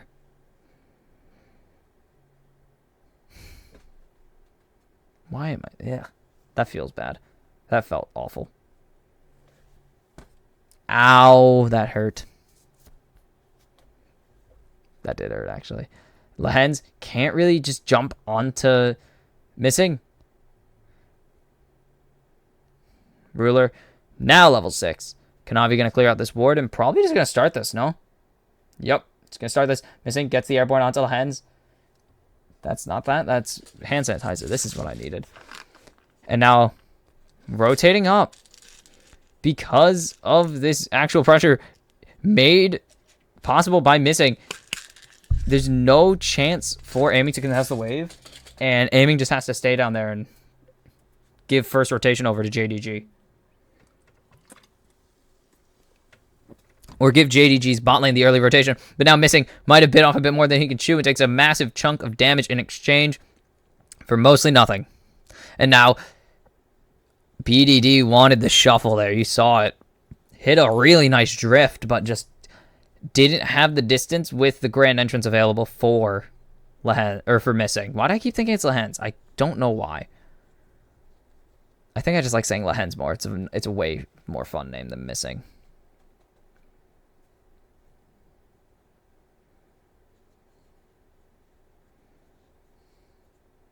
And BDD going top lane. He's not spotted out, but Kanavi's also up top lane. And now Cuz is here too, and we just got a fight coming up. And now teleport coming in from Knight. It's going to be first blood for JDG. And the divide just gets him out. And there's nothing. The teleport's so late. JDG burned teleport on Knight for nothing. BDD, Cuz, Keen, first blood for KT Rolster. And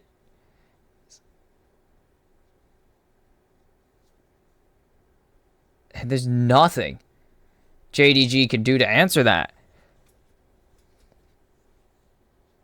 Teleport was a bit late there, and KT pack hunt perfectly.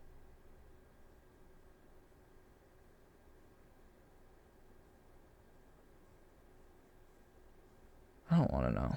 Also, we beat the brakes off Bournemouth today. That's always a W.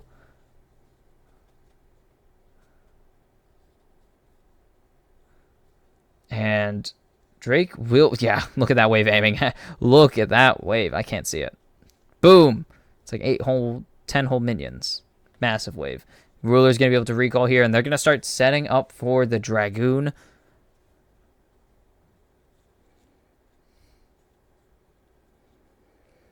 But, I mean, they do delay. If aiming wants to take his back, it's going to be really difficult to.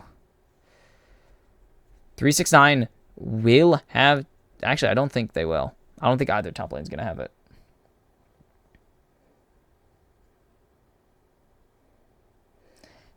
It's going to be really tough for JDG entering this mid-game, really trying to do anything. And another game of 369 just accepts that he's 1, weak side, 2, not really able to do anything into his laner for too long.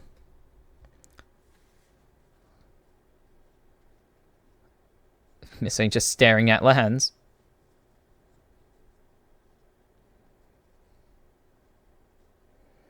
And now Lehens just following down, missing. There's going to be no Drake start just yet. And Lehens and Cuz just are going to make missing scared. A bit scared. And no dragon yet. Kanavi has time to reset here and come back. He has the DS. The Divine Sunderer, which I call the Nintendo DS lovingly. And are they going to try it? Herald down. They know where he is because of where the Herald is. They could see it. They're not blind or stupid. And KT just has to back up here. They got to back off. And now JDG start the Drake for themselves. Herald's coming down mid. It's going to be unable to be... Yeah, it's going to die here. But they don't really care about the turret as much as they just want this dragon stacking to begin. And it will be a Mountain Drake over to JDG. And it's... We're in Korea. Cloud Dragon. Woo! Oh my god, that's gross. That's... Oh, and they're just going to jump out of Cuz. The Magnet Storm comes down, but there goes the quickness. And with the Cyclone and quickness and every CC form you can think of that isn't a stun, Kanavi and missing secure the kill onto Cuz and steals red buff. So they just... That was everything right there. They killed him, took his lunch money. They stabbed the man, took his lunch money. Keen. JDG's... I keep saying JDG because it's the same amount of syllables. 369 just staring and forcing out the Grandmaster at arms. There's no mana for Keen. Can 369 finish this off? He will with the flash Q. The shuffle from BDD will at least trade it. Oh my god. And now teleporting to topside to catch this wave and gets a plating W.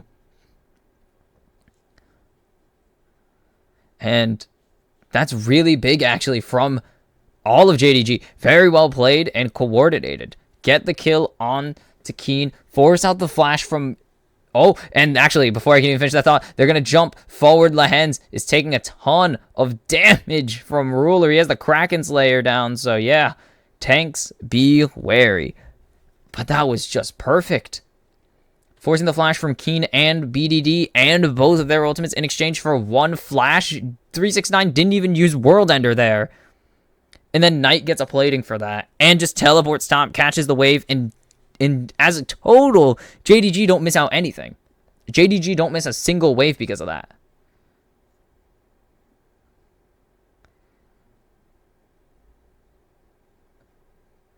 And so, 369, I mean, this is a bit of a... Just, ooh, gross, ew, sorry. But just gets that, holy cow. That is an insane Q2. I don't know how he got that. Teleport coming in and aiming is running at 369 here. Has the range and the damage and forces the World Ender only. Aggressive play, and that's really good, actually, as they're going to beat the first turret.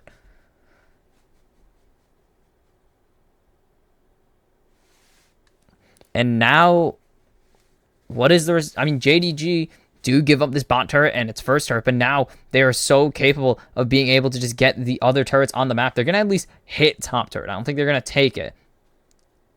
But they are going to be able to siege this mid turret, probably with minimal issues. Keen just going to take the combo from missing. They will not get the turret, actually. So KT just survive for the time being. Knight, on the other hand, is just... dumpstering this turret right now. Holy cow.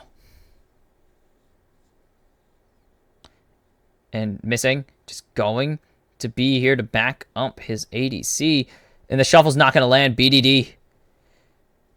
1 for 3 today. Or in this game. And today, I guess. Yeah. 1 for 3 on these divides. Knight didn't even get scared. He just walked. And now ulti available. Missing, you're not fighting cuz. I'm gonna be honest. You're not him. You're not. You're the support buddy. You're Rakan. You're not fighting the jungler.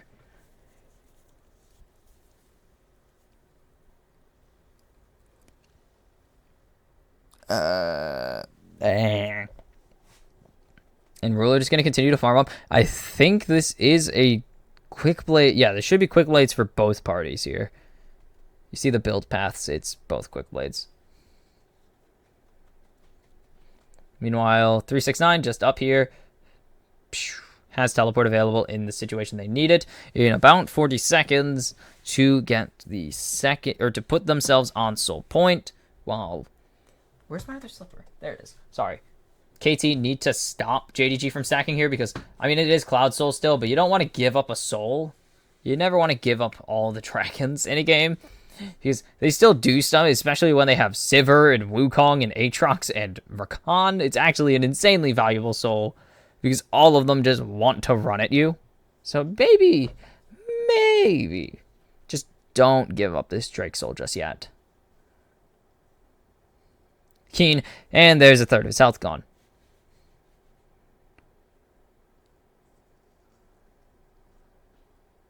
Keen, or Cuz just gets a little bonk on the head, or on the arm, I don't know.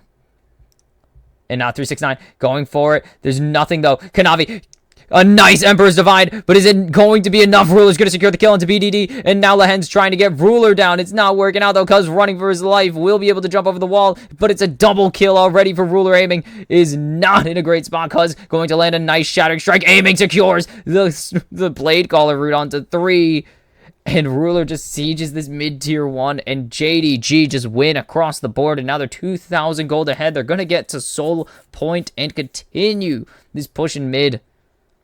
Incredible. They didn't even need Shockwave. They didn't need Cyclone for that. What on earth is this fight? Missing finds an incredible ultimate.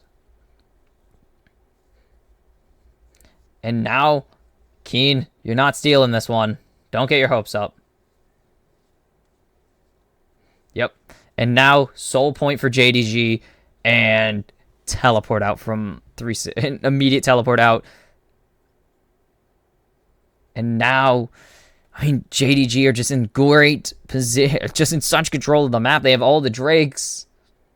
Ruler, gets Lollipop there, and there's no respect coming through it. It's going to be a massive shutdown for Aiming, and maybe this is where KT turn the tides. They leave their ADC alone with no vision anywhere. And so, Ruler just gets punished. And KT, massive find there onto Ruler, but this 369 just walks in.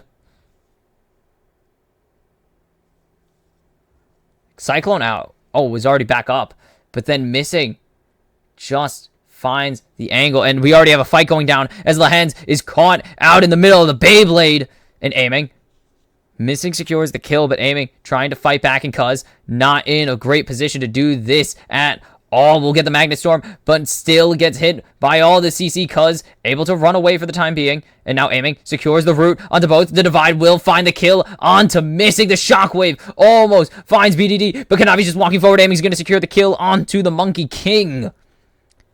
And now it's on JDG to try and find value out of this play as KT find 2 picks and punish JDG hard. Really 3 picks. Or 2 picks. Whoops. Navi Quick Blades finished for Ruler, but Aiming's going to have him whenever he chooses to recall next, so it's not that bad for KT. And they're not that far behind, if at all.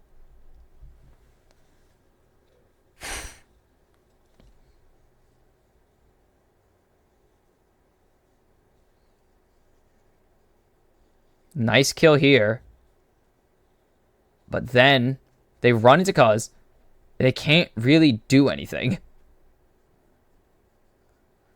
And then just is insanely strong. Missing. Nice onto BDD.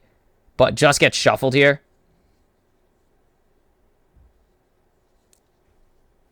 And then it's only Kanavi. I thought they got missing, but nope. And then Keen just able to jump away. Doesn't really matter. And so with all of that, it's just really, really bad that they've handed over 2 massive kills over to KT. Shut down on Ruler and a regular kill onto Kanavi. Actually, not a shutdown.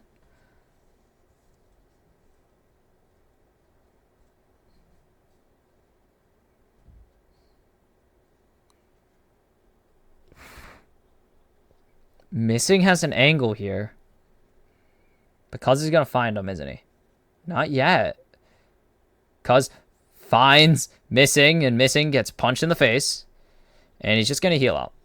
Nothing crazy.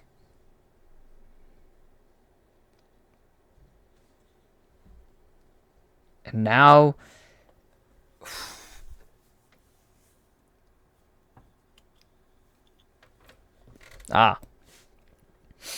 JDG do just have the ability to threaten KT with any objective they want. They could kind of just do what they want. And are KT calling for Baron? Like game 1, they're just going to call Baron.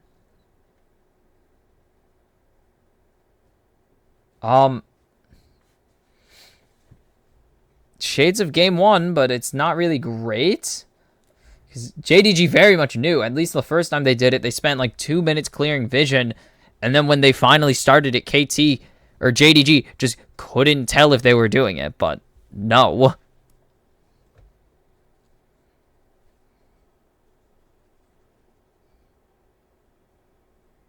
They're just going to keep clearing out this vision now. And Ruler's just going to keep clearing out waves. Catching them with aiming over and over again. And this game is so even now. It's 1,000 gold lead, but I'm pretty sure it's mostly in the jungle.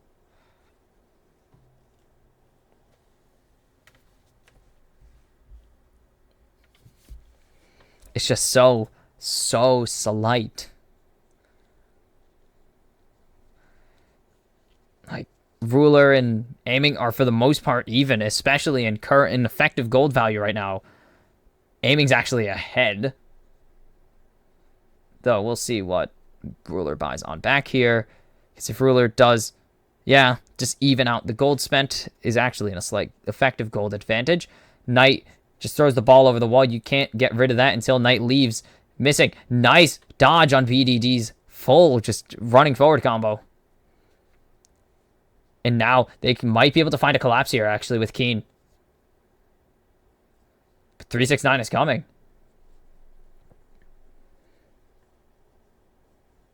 And what?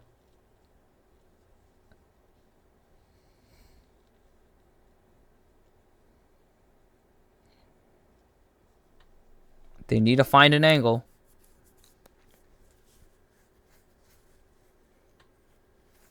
And Kanavi just starts up the dragon. They know that there's vision on it, but if they're mostly just doing it to bait, if they can bait KT into a fight as a teleport comes in for 369, now Cuz finds Matt, or gets engaged on pretty hard, is going to fall. Ruler secures the first kill. They will kill Kanavi, but it's a double kill now for Ruler. Keen jumps forward. Make it a triple kill for Ruler and not BDD, JDG dominate the fight. BDD, speaking of, not going to be able to jump forward and secure this kill at all. And Missing is just angry with this dragon. And it's going to be Drake's soul for JDG. They allow the Elder to come into the game. It's been a little bit since we've had an Elder Dragon, it seems. And JDG win this fight massively. Yes, they give over another kill on Kanavi, but in exchange, they get 3 kills. And there's KT. They think they're getting the advantage here.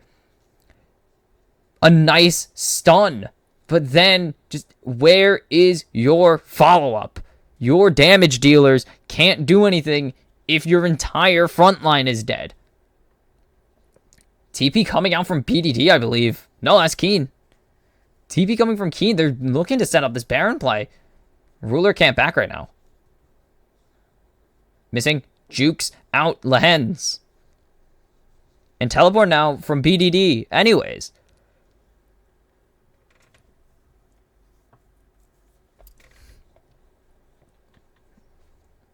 And now they have 2 teleports down, so Knight just has the ability to free push a lane. Like,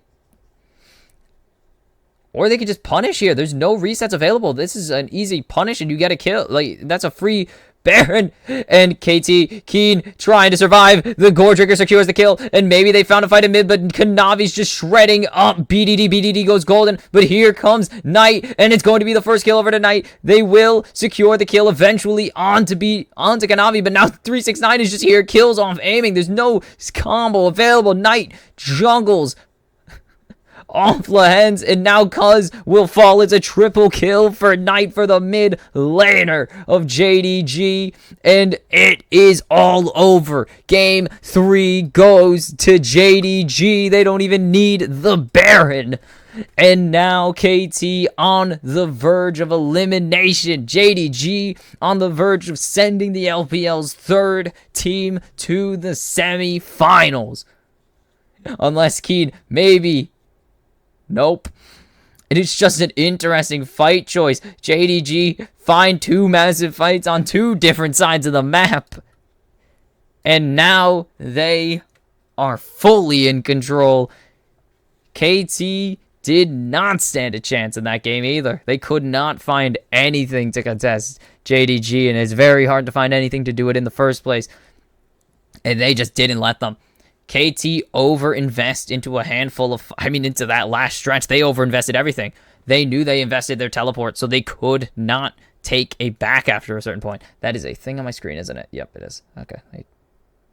But JDG, they saw both teleports come out, so they knew that if they killed off Keen, they can go for Baron. What they weren't expecting is KT to just throw themselves into everybody, and Knight had teleport, so he was able to jump into that mid-skirmish and turn the tides turn a 4v3 into a 4v4, and he didn't even use...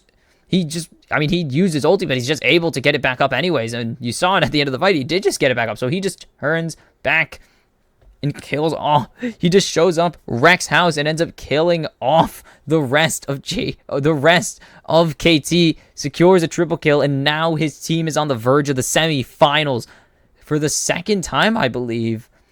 And now it's do or die for KT Rolster if you really want to give your fans a reason to not just hate you and allow them to actually get, believe in you for once. Because, dear God, do the KT fans believe in you? But sometimes you make it real hard, KT Rolster. But you got to battle back in Game 4 to keep your hopes of world championships alive. And we are back. There we go. With potentially the last game of this set as JDG lead KT Rolster 2-1 in the quarterfinals. And now KT backs against the walls. They've been here before in the quarterfinals, and the last time it happened against a Chinese team, it didn't go too hot as they fell 3-2 to Invictus Gaming in one of the most legendary matches of all time, solely for the base race that happened, that kind of just cost KT the series in the end. Or at least put way more pressure on KT than was needed. And now you got to do it again. You got to go to Silver Scrapes with a Chinese team. This time the champions of China. IG had not, and still have not, won LPL. And Wukong immediately banned away from Kanavi. Again, he's 10-1 on the champion. You can't just let that through. Yeah, but KT, gotta step up. I don't believe KT have won a best of 5 against a Chinese team before, so they got to do it. And they're going to give aiming the Xayah. It worked out really well for quite a while, but they just did not have anything to finish it off. And you look at that pick ban rate, it's crazy. And that's with Xayah being pretty much banned away for the entire second half of the tournament so far. And still a 44% pick rate. And they're just going to take the Rakan Xayah again. Or Rakan Orianna again. It's such a strong pick, you could just leave it. And now with this Vi coming in, what are you going to put in mid lane? You got to put a champion that it can really work with in mid. But BDD... not going to get his champion just yet. They're going to give Lahens his Lulu first. And Orianna 56% ban rate. Actually a higher ban rate than Xayah, but lower presence rate. And now I mean, Lulu's been picked twice. It's won twice. It's a Zeri Lulu, and it was, I believe, a Felios Lulu. Yeah, it was a Felios Lulu in game 1 of this series. And is it just going to be the Kaisa? First Kaisa this, or I believe first Kaisa this series. Yeah. 23 and 32, but Kaisa's just so strong that honestly, if you get into that win column, you're doing something. Or something like that. I don't know. Sivir worked pretty well. I think that's not going to work again, though. And now Akali taken away from BDD. They don't want anything that can work really well with this Vi. And I'm not going to say they're going towards the Ahri because Ahri just hasn't been very good outside of the Vi. Like, they tried. We thought Ahri was going to be useful. Ahri's been useless. Aatrox banned away from 369. Even when they blind it and counter it, it's pretty much impossible to beat him.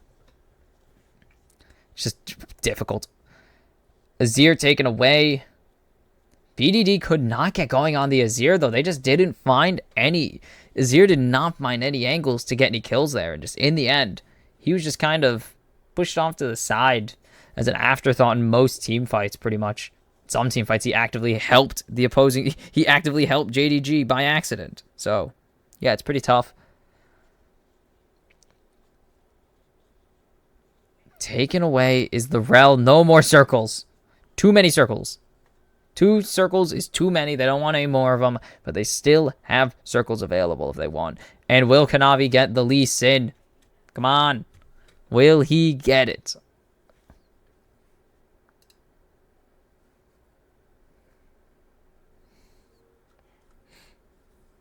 Yes, it is the Lee Sin for Kanavi.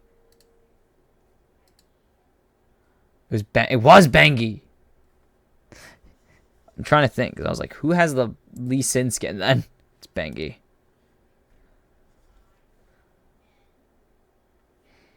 It's just always luckily. It's always fine. And aiming will lock in Keen's Jax again. It worked very well for them in game 1, I believe. And Syndra finally locked in. Why are teams not picking more Syndra? It's because she's very, very, very, very particular, I know. But still. But there it is.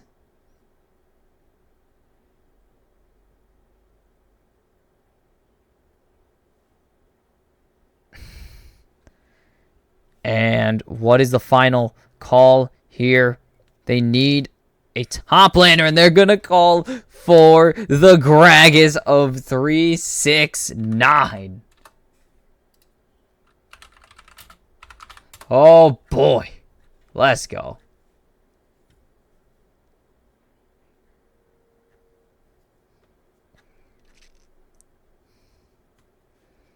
Oh, boy. Let's go.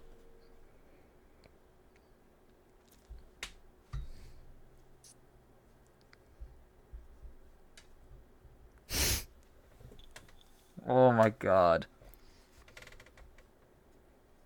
Let's go. I do love this JDG lineup. I just love it. It's so good.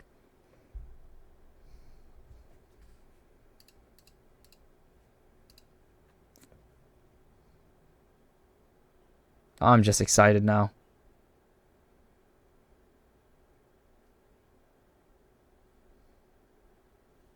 I'm excited. I'm always excited. And now, is it the final draft of their season, or will KT give us something to cheer for? And by that I mean Silver Scrapes. Will they give us Silver Scrapes is the question.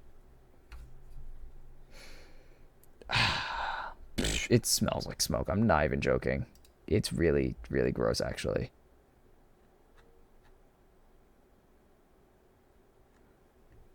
And now we get into game 4.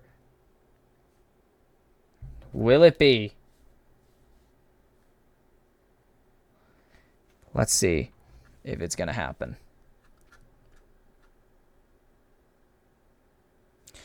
And it's going to be interesting, I guess.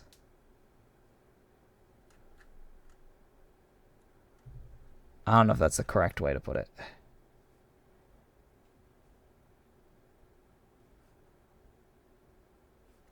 And they're going to just go and get some vision down early. Good job. That's it. Missing. Finds them, but nothing too much. No crazy plays. Never mind. Keen's going in. Keen wants to fight. Nothing else going to really come through besides Keen beats down 369 for quite a while. And he's going to just hit him with a boop. Belly burst. That's it. And now Lehan's caught out by missing, but now Ruler and Aiming are just kind of fighting on their own terms, and missing burns the ignite in exchange for the exhaust. And this is just, oh my god, chaos. Just insane.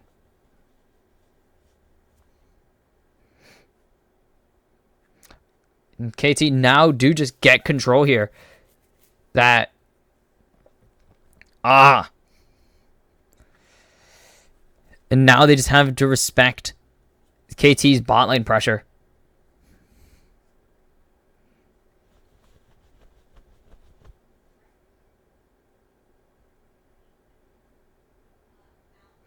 And Keen, yep, just going to keep hitting 369 over the head. Just beat him over. It's fine. It's not that big of a deal.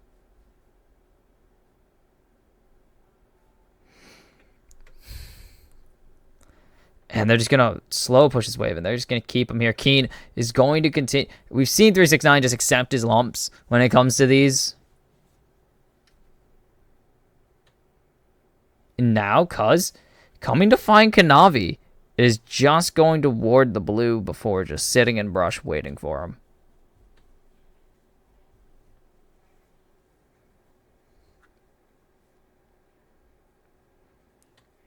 And is BDD going to be able to come over here? He's going to hit the vault breaker onto Kanavi, and Kanavi's just going to have to back up here, and it's going to come down to a smite fight. And it's going to be smited by Cuz, and that's going to be a camp stolen away. That's pretty good for them. And now is Cuz looking to go round 2. Flash for flash from Lehens, of all people. And now Lehens is in a terrible position here, though. Kanavi goes over the wall. First blood for Ruler, and KT might have bit off more than they could chew, but here come the reinforcements for KT Rolster. Ruler running away. Missing is going to be fine, and Knight can't really do much of anything. He's not going to be able to go anywhere close to this fight.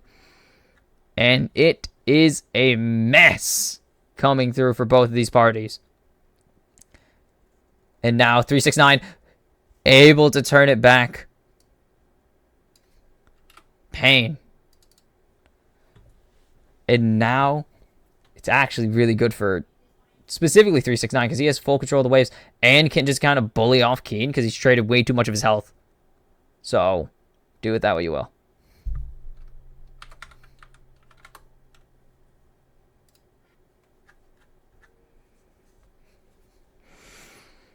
And now they do not secure first blood. They trade it back, and now BDD being jumped on actually in the live cam as you see him running away from Knight and Kanavi. But it's going to be another kill for the first kill for Kanavi, and it's going to be the second takedown. He's got 100% KP. And yeah, when you don't have your flash on Syndra, you just kind of got to sit there. Nice bonk from Keen, or not from Keen, onto Keen. He can't actually react to it in time. And so, pretty strong.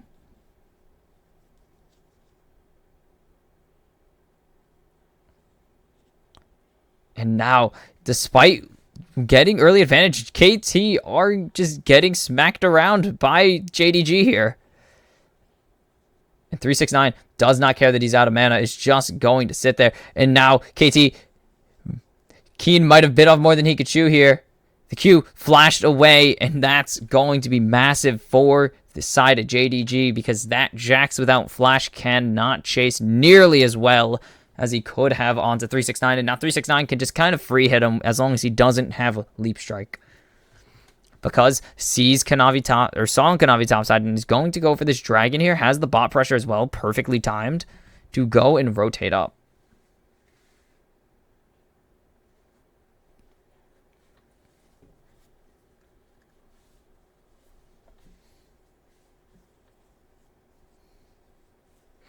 And yeah, just first streak over. It will be nice for KT to actually get these dragons.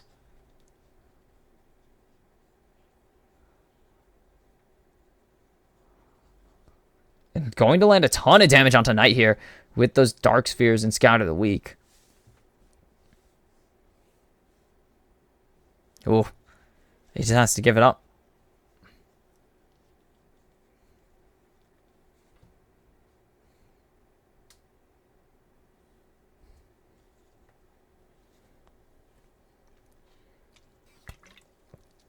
And Kanavi coming in from behind here.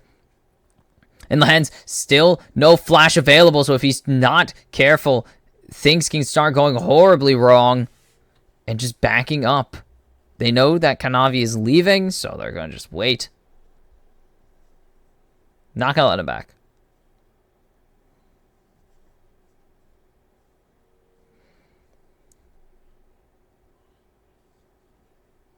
And Kanavi is going to be reset twice.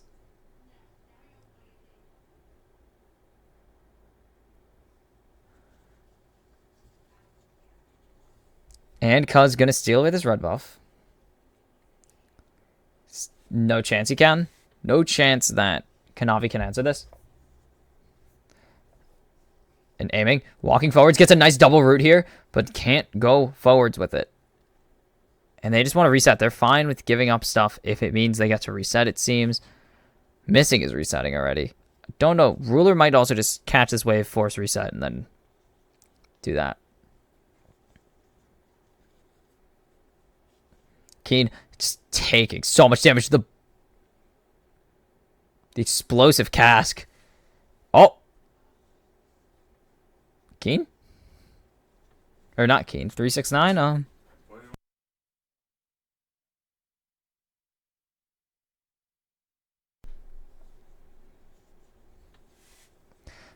They're going to get this Herald, actually, so. Kanavi's coming in, though. There's no level 6 on either jungler, but Cuz should be able to get it off of this, actually, as long as someone doesn't take it. And yeah, all of KT are up here. There's no reason to even question whether you're going to be doing this or not.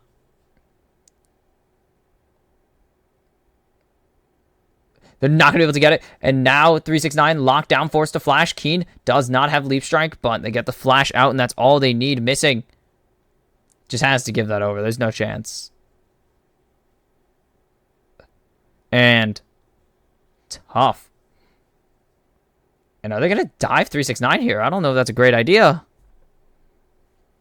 And flash out from BDD.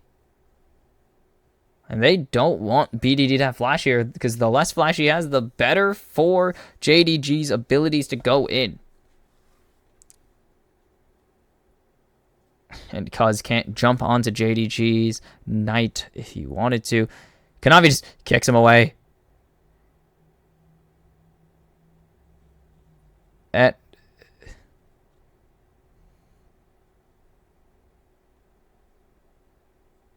And Keen will steal his jungler's red to prevent someone else from stealing his jungler's red, so he's fine.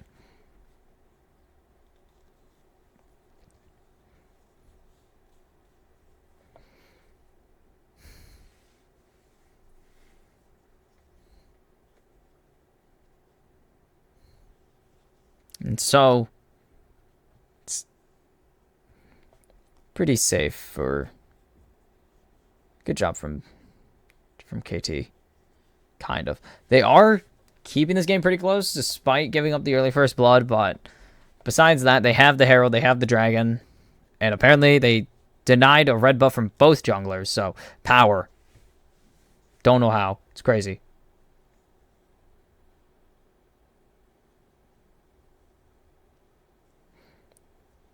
And Keen, yep, just shoved away by the body slam there, but that's still so much damage. Oh my goodness. Oh!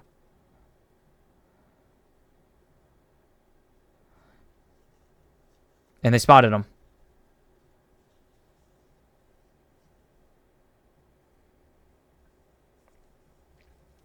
Scout of the week, I think Knight knew. Was he just letting it happen? And that will be two platings split between two members. Actually, I believe that's only one. No, that's 88 each. That's one plating. And Knight gets blasted by another one. And now KT start to take control of this river. It's going to be really difficult for JDG to really not retake. It's going to be really easy for JDG to retake. I meant it's going to be difficult for KT to really enforce their will over this over the river. Don't see any massive spells coming out from either side here. So it's going to be Cloud Drake, Korea's favorite Cloud Drake, over to JDG. And now it's Chemtech sold chem plants. Bloomin'. Onion. Yeah, there it is.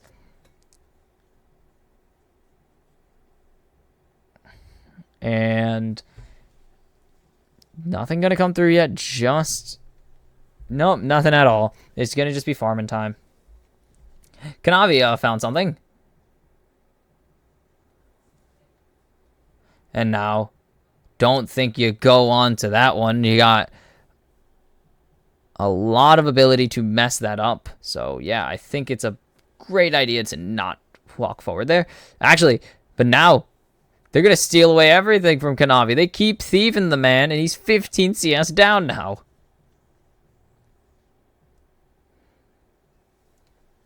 And cause, is he just going to go over the wall again and just fight him? But now, aiming. Getting chased down by Rule. And now the Killer Instinct out. And now Ruler has to get a flash here if he wants to get anywhere. But they're going to be able to avoid any follow-up from the Scout of the Week by just airborning BDD. And that's teleport out easily. And only a Ghost and 2 ultimates burned for JDG. So not terrible. Not the end of the world. Meanwhile, KT just not really able to do anything else on the map with that, but JDG aren't either.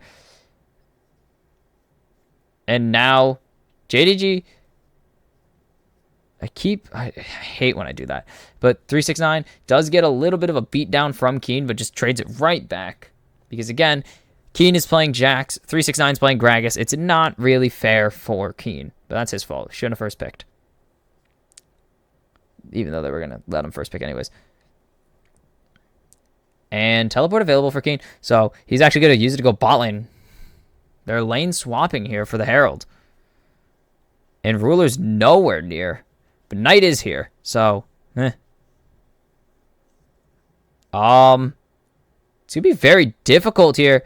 As it's going to be the flash engage right onto Knight. But Lehens is immediately going to have to use his ulti on himself. Knight's going to secure the kill now on to Lehens, but Kanavi is all alone. There's no ADC nearby for JDG. It's just as important a jungle.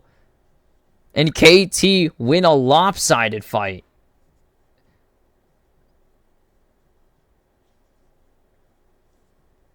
And now it's just...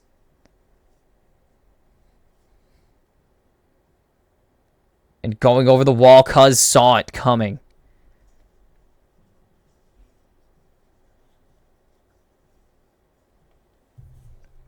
Just saw it coming.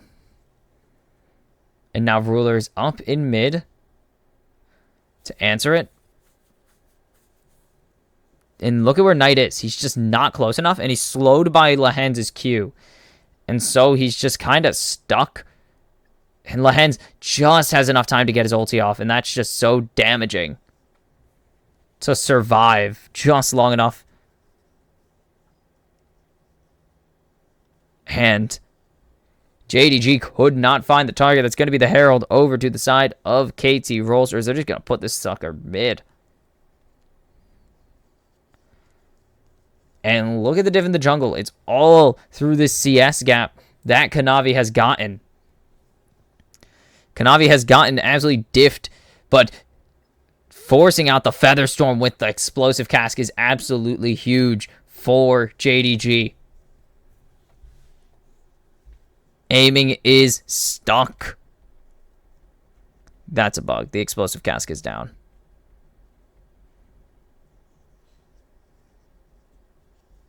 But now aiming will have to burn flash instead of Featherstorm. And that keeps him physically there. He is tangible. Jeez. That blast gun's awesome. I love upgraded blast guns. They're awesome. They're so much fun to use.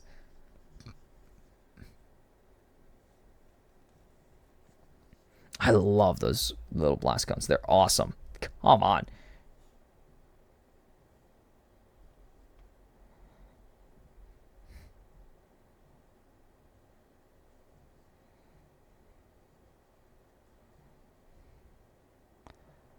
Oh. Oh no, missing.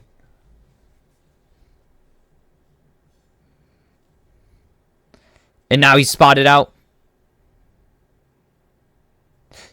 Do you have the jukes? BDD, but he just gets jumped on by 3 members.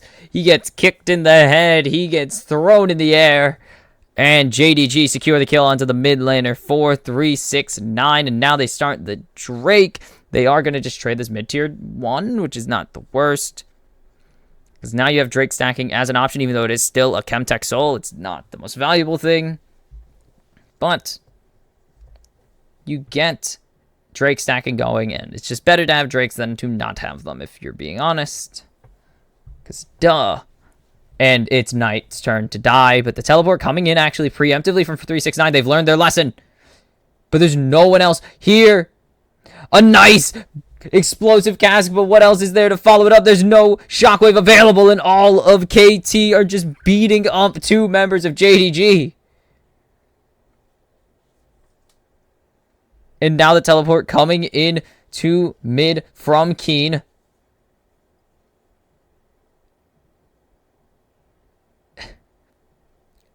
And is there anything left? Does he have the damage? Does he have a W available to stop him? Missing is fighting, cuz. What are you doing, you psychopath? What is going on here? And Ruler's going to secure the mid-tier 1. What is this game? Everything is just flying around. And now cuz is just going to keep chasing Missing because Missing keeps looking at him for some reason. And now aiming. Doesn't know. There's no ulti available. Actually, there was an ulti available. Apparently, the kick comes through, but I don't think it's going to matter. Keen jumps in onto Kanavi. Is able to run away, though, for the time being. Nice ward hop, but Cuz is right here to follow with the flash Q and a massive blast cone to get everybody away, though, but now Missing has to stare down Cuz. And now, the Hens just here to back up Cuz. And JDG are not even able to keep up with KT. You think the Chaos is a product of the LPL. No, it is not. KT love them some Chaos League of Legends, as it seems.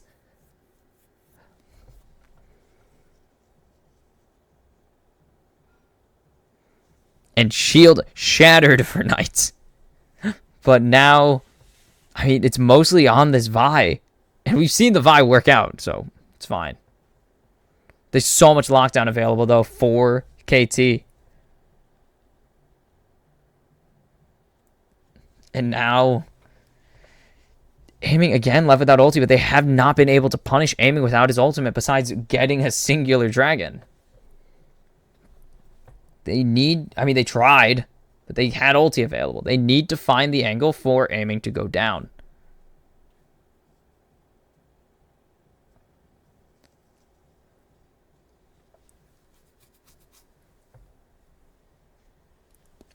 Cuz unspotted. But everyone is just aggressively positioned. So who is where? Like. And oh my goodness, Missing, you found Cuz again. You keep finding Cuz. Stop walking into the jungle brush. Keen secures the kill onto Missing.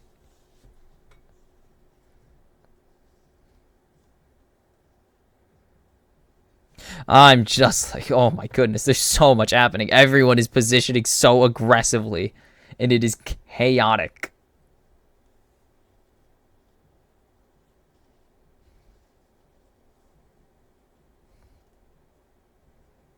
Like, it's just crazy.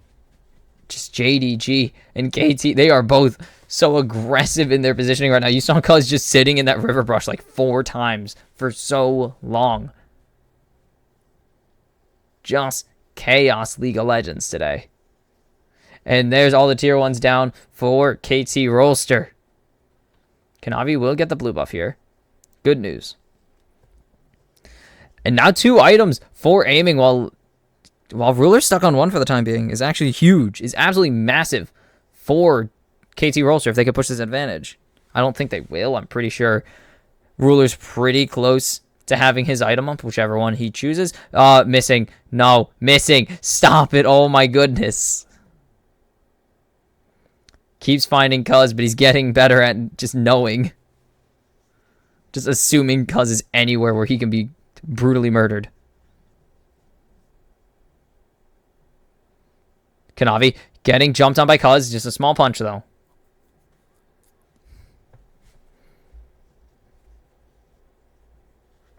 Knows.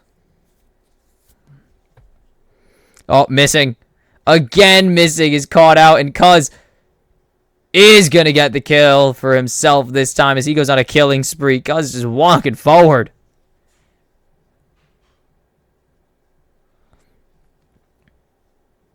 Now, JDG are still in a position to answer if they want, but there's a good Scatter the Weak, and there's a good... Not Scatter the Weak. Force of Will is the one. And now they have a lot of damage stacked up. I haven't casted Syndra in a while, so I forgot her ability names. And now they're going to get the Drake on this bot side and even out the Drake stacking. It's going to be probably no Drake Soul this game, honestly. There haven't been many Drake Souls this series. And Kanavi coming up. Oh, Knight is going to survive the Unleashed Power with just a sliver of health, and he's running away. And now Kanavi's just back here fist fighting. Meanwhile, the Dragon's going down, and just everything is happening today.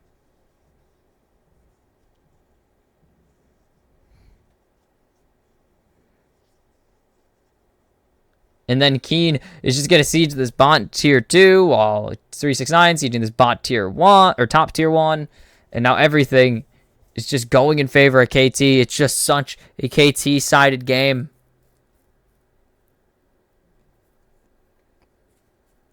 And now Cuz coming up, and no, not again. Another fight. And now a teleport coming in, flashes out, and there's the Everfrost. And missing. Will he finally get his engage? Just survives. And now BDD wants to kill the support. Kanavi jumps over the wall, and there's the airborne from the Wild Growth. 369 is stuck in the middle of everybody. It's Keen going on a killing spree, and KT Rolster might have just found a way back into this series. And Cuz is just... Oh my goodness, Cuz the madman this game. And BDD gets hit by the Void Seeker. I don't know if it's going to be enough. There's so much damage coming through. A nice shockwave. Lands gets the double. It will be a kill for each carry. Aiming, not going to be able to get anything. And now Ruler has found the shutdown. And meanwhile, in the backlines, they're just beating up Keen. And into the Counter-Strike. Ruler with a triple kill. Oh my goodness. And JDG, have they found the fight? They did. KT Rolster give a 4 for nothing. And now it's their Baron. No way. Ruler and Knight, the legends. The absolute legends. Look at this. Just walks up.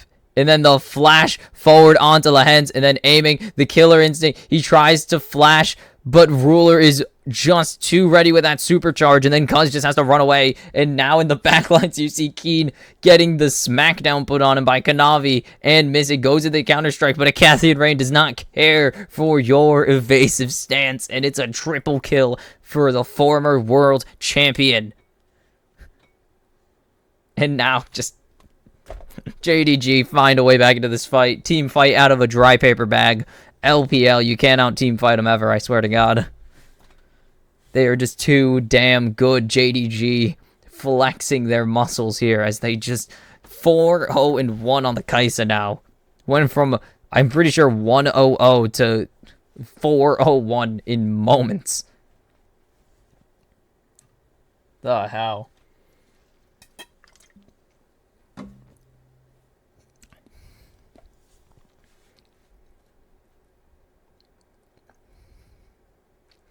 And now, nice jukes there from Knight to keep the shattered crown, available. It is champion damage, thankfully, so crown isn't just completely useless in farming position. And now a 4-0 split, actually. Because it's a 2-0 split on the other side. But now it's going to be an inhib down in exchange for a tier 2 and cut. 369's only goal is to cancel as many recalls, but he's not going to be able to. But now BDD are intrigued. BDD and Cuz are intrigued as there's just a recall coming through from 369 at his own base. And they're going to back. They know that one has backed, and now they're trying to pincer. They're going for a pincer angle here. But they see something going wrong, but Ruler is all alone, but he's able to run away with the supercharge here.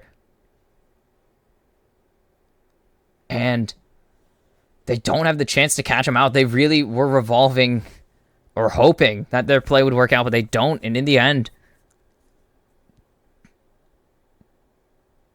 I mean, JDG just win there. They just win. They only give up one turret in exchange for most of the base on the side of KT, and that's just absolutely massive because they just were barely in this game, and then they find the team, not even a team fight, they just find a fight and the catch out of a lifetime. And I think 369 is dead here. Nice ulti to get him out. Good stall, and there it is. Aiming secures the kill onto 369 as the rest of JDG just don't really give a crap and just let 369 die so they can continue to push in this mid lane. And they will be able to rotate over now into a 4v5. But they got to walk in blind here. It's going to be really difficult because now BDD shows up. But the shockwave catches him out. The Hugify will keep him alive. But the ulti and the Qs from Kanavi secure the death of BDD. Keen trying to survive. Ruler for the time being gets jumped on by Cuz, but Cuz doesn't have any damage. Goes golden. Meanwhile, Keen flipping the fight onto KT in the backline. They're flipping the fight onto JDG, but it's a shutdown for Ruler. And now JDG secured the third dragon, or their third dragon, the 5th of the game. And now Soul Point is theirs, and they are so menacing. They win a 4v5, and Keen's just stuck to recall and clear up this base because otherwise they're going to lose an inhibitor turret. Not an inhib turret, a nexus turret. I was going to call it a super turret, but those are super minions. And just what do you do if you are KT? Because even 5v4s, you're losing. He just teleports right into the fight, and it's like, what are you doing? Just directly in front of all of JDG, and you just think you could teleport there? I mean, Kanavi does get absolutely blown up here, so Keen gets something, but you get a 2-for-1, and you're in a 4v5. That is awful.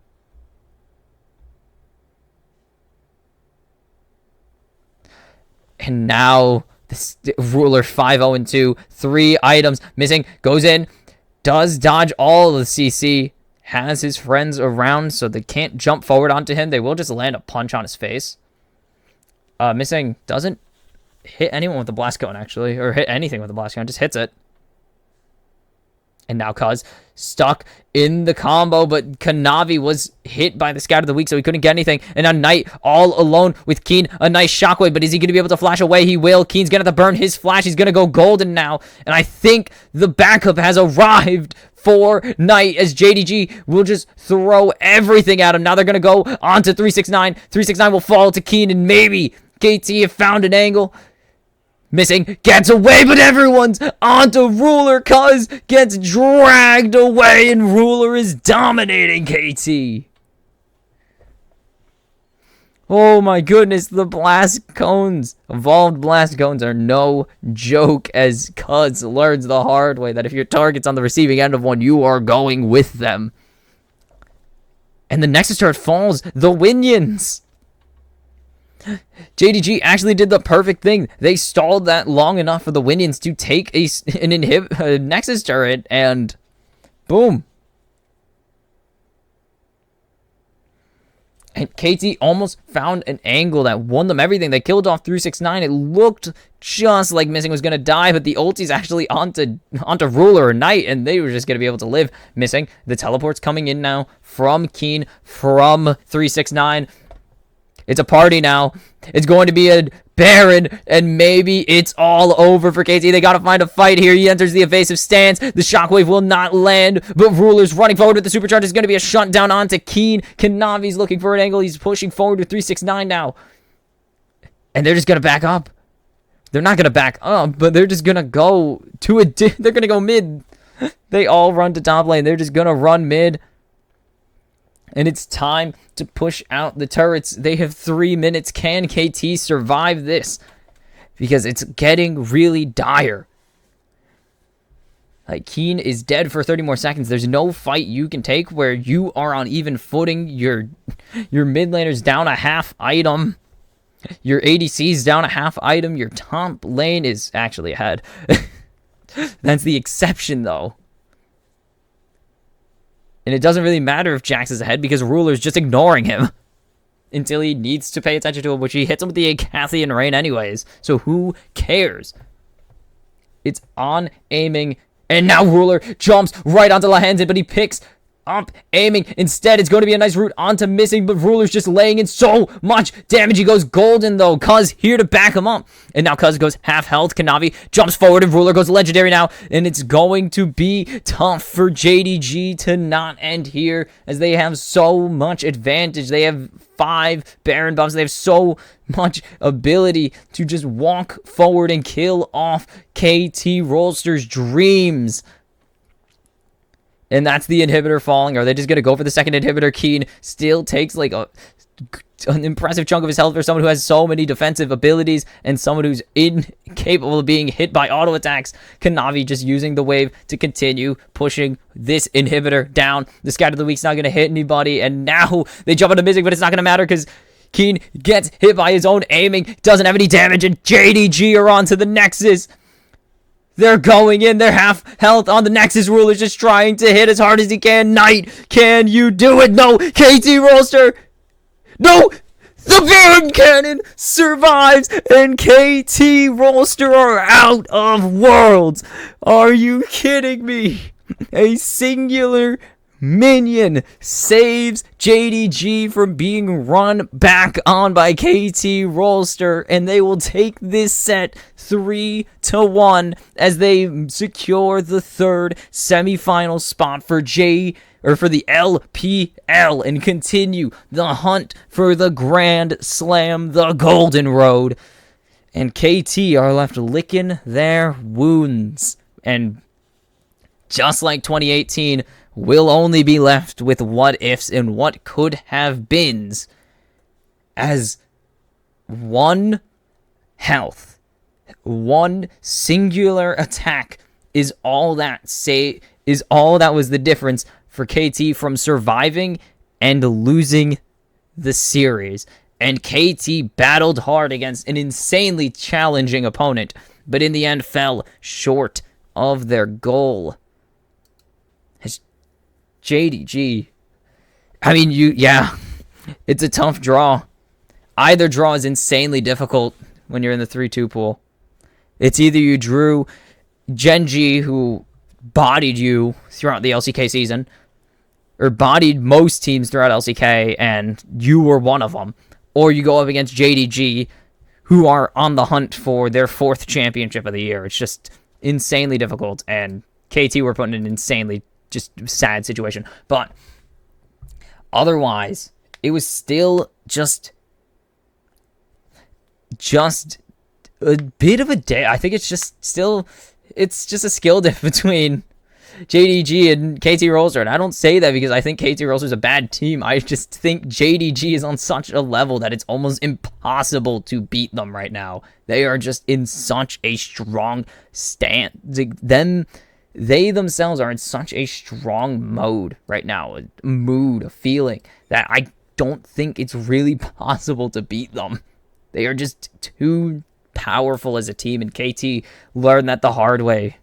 And also, luck does seem to be on their side, as that Baron minion just gets the last auto attack off before KT were able to turn it and run down mid. Painful. But my throat hurts, and I still have one more of these tomorrow. But that is it for the Kimchi Cast, as JDG will advance to the knockouts and advance to the semifinals and secure the third top 4 seed for the LPL out of possibly 4, and await the winner of T1 LNG as the last hope for the last non-Chinese team in the tournament and the last hope of Korea go up against the dream of an all-LPL semifinals. I will see you tomorrow, and as always, I am Vice Kimchi. This has been the Kimchi Cast. Have a good night.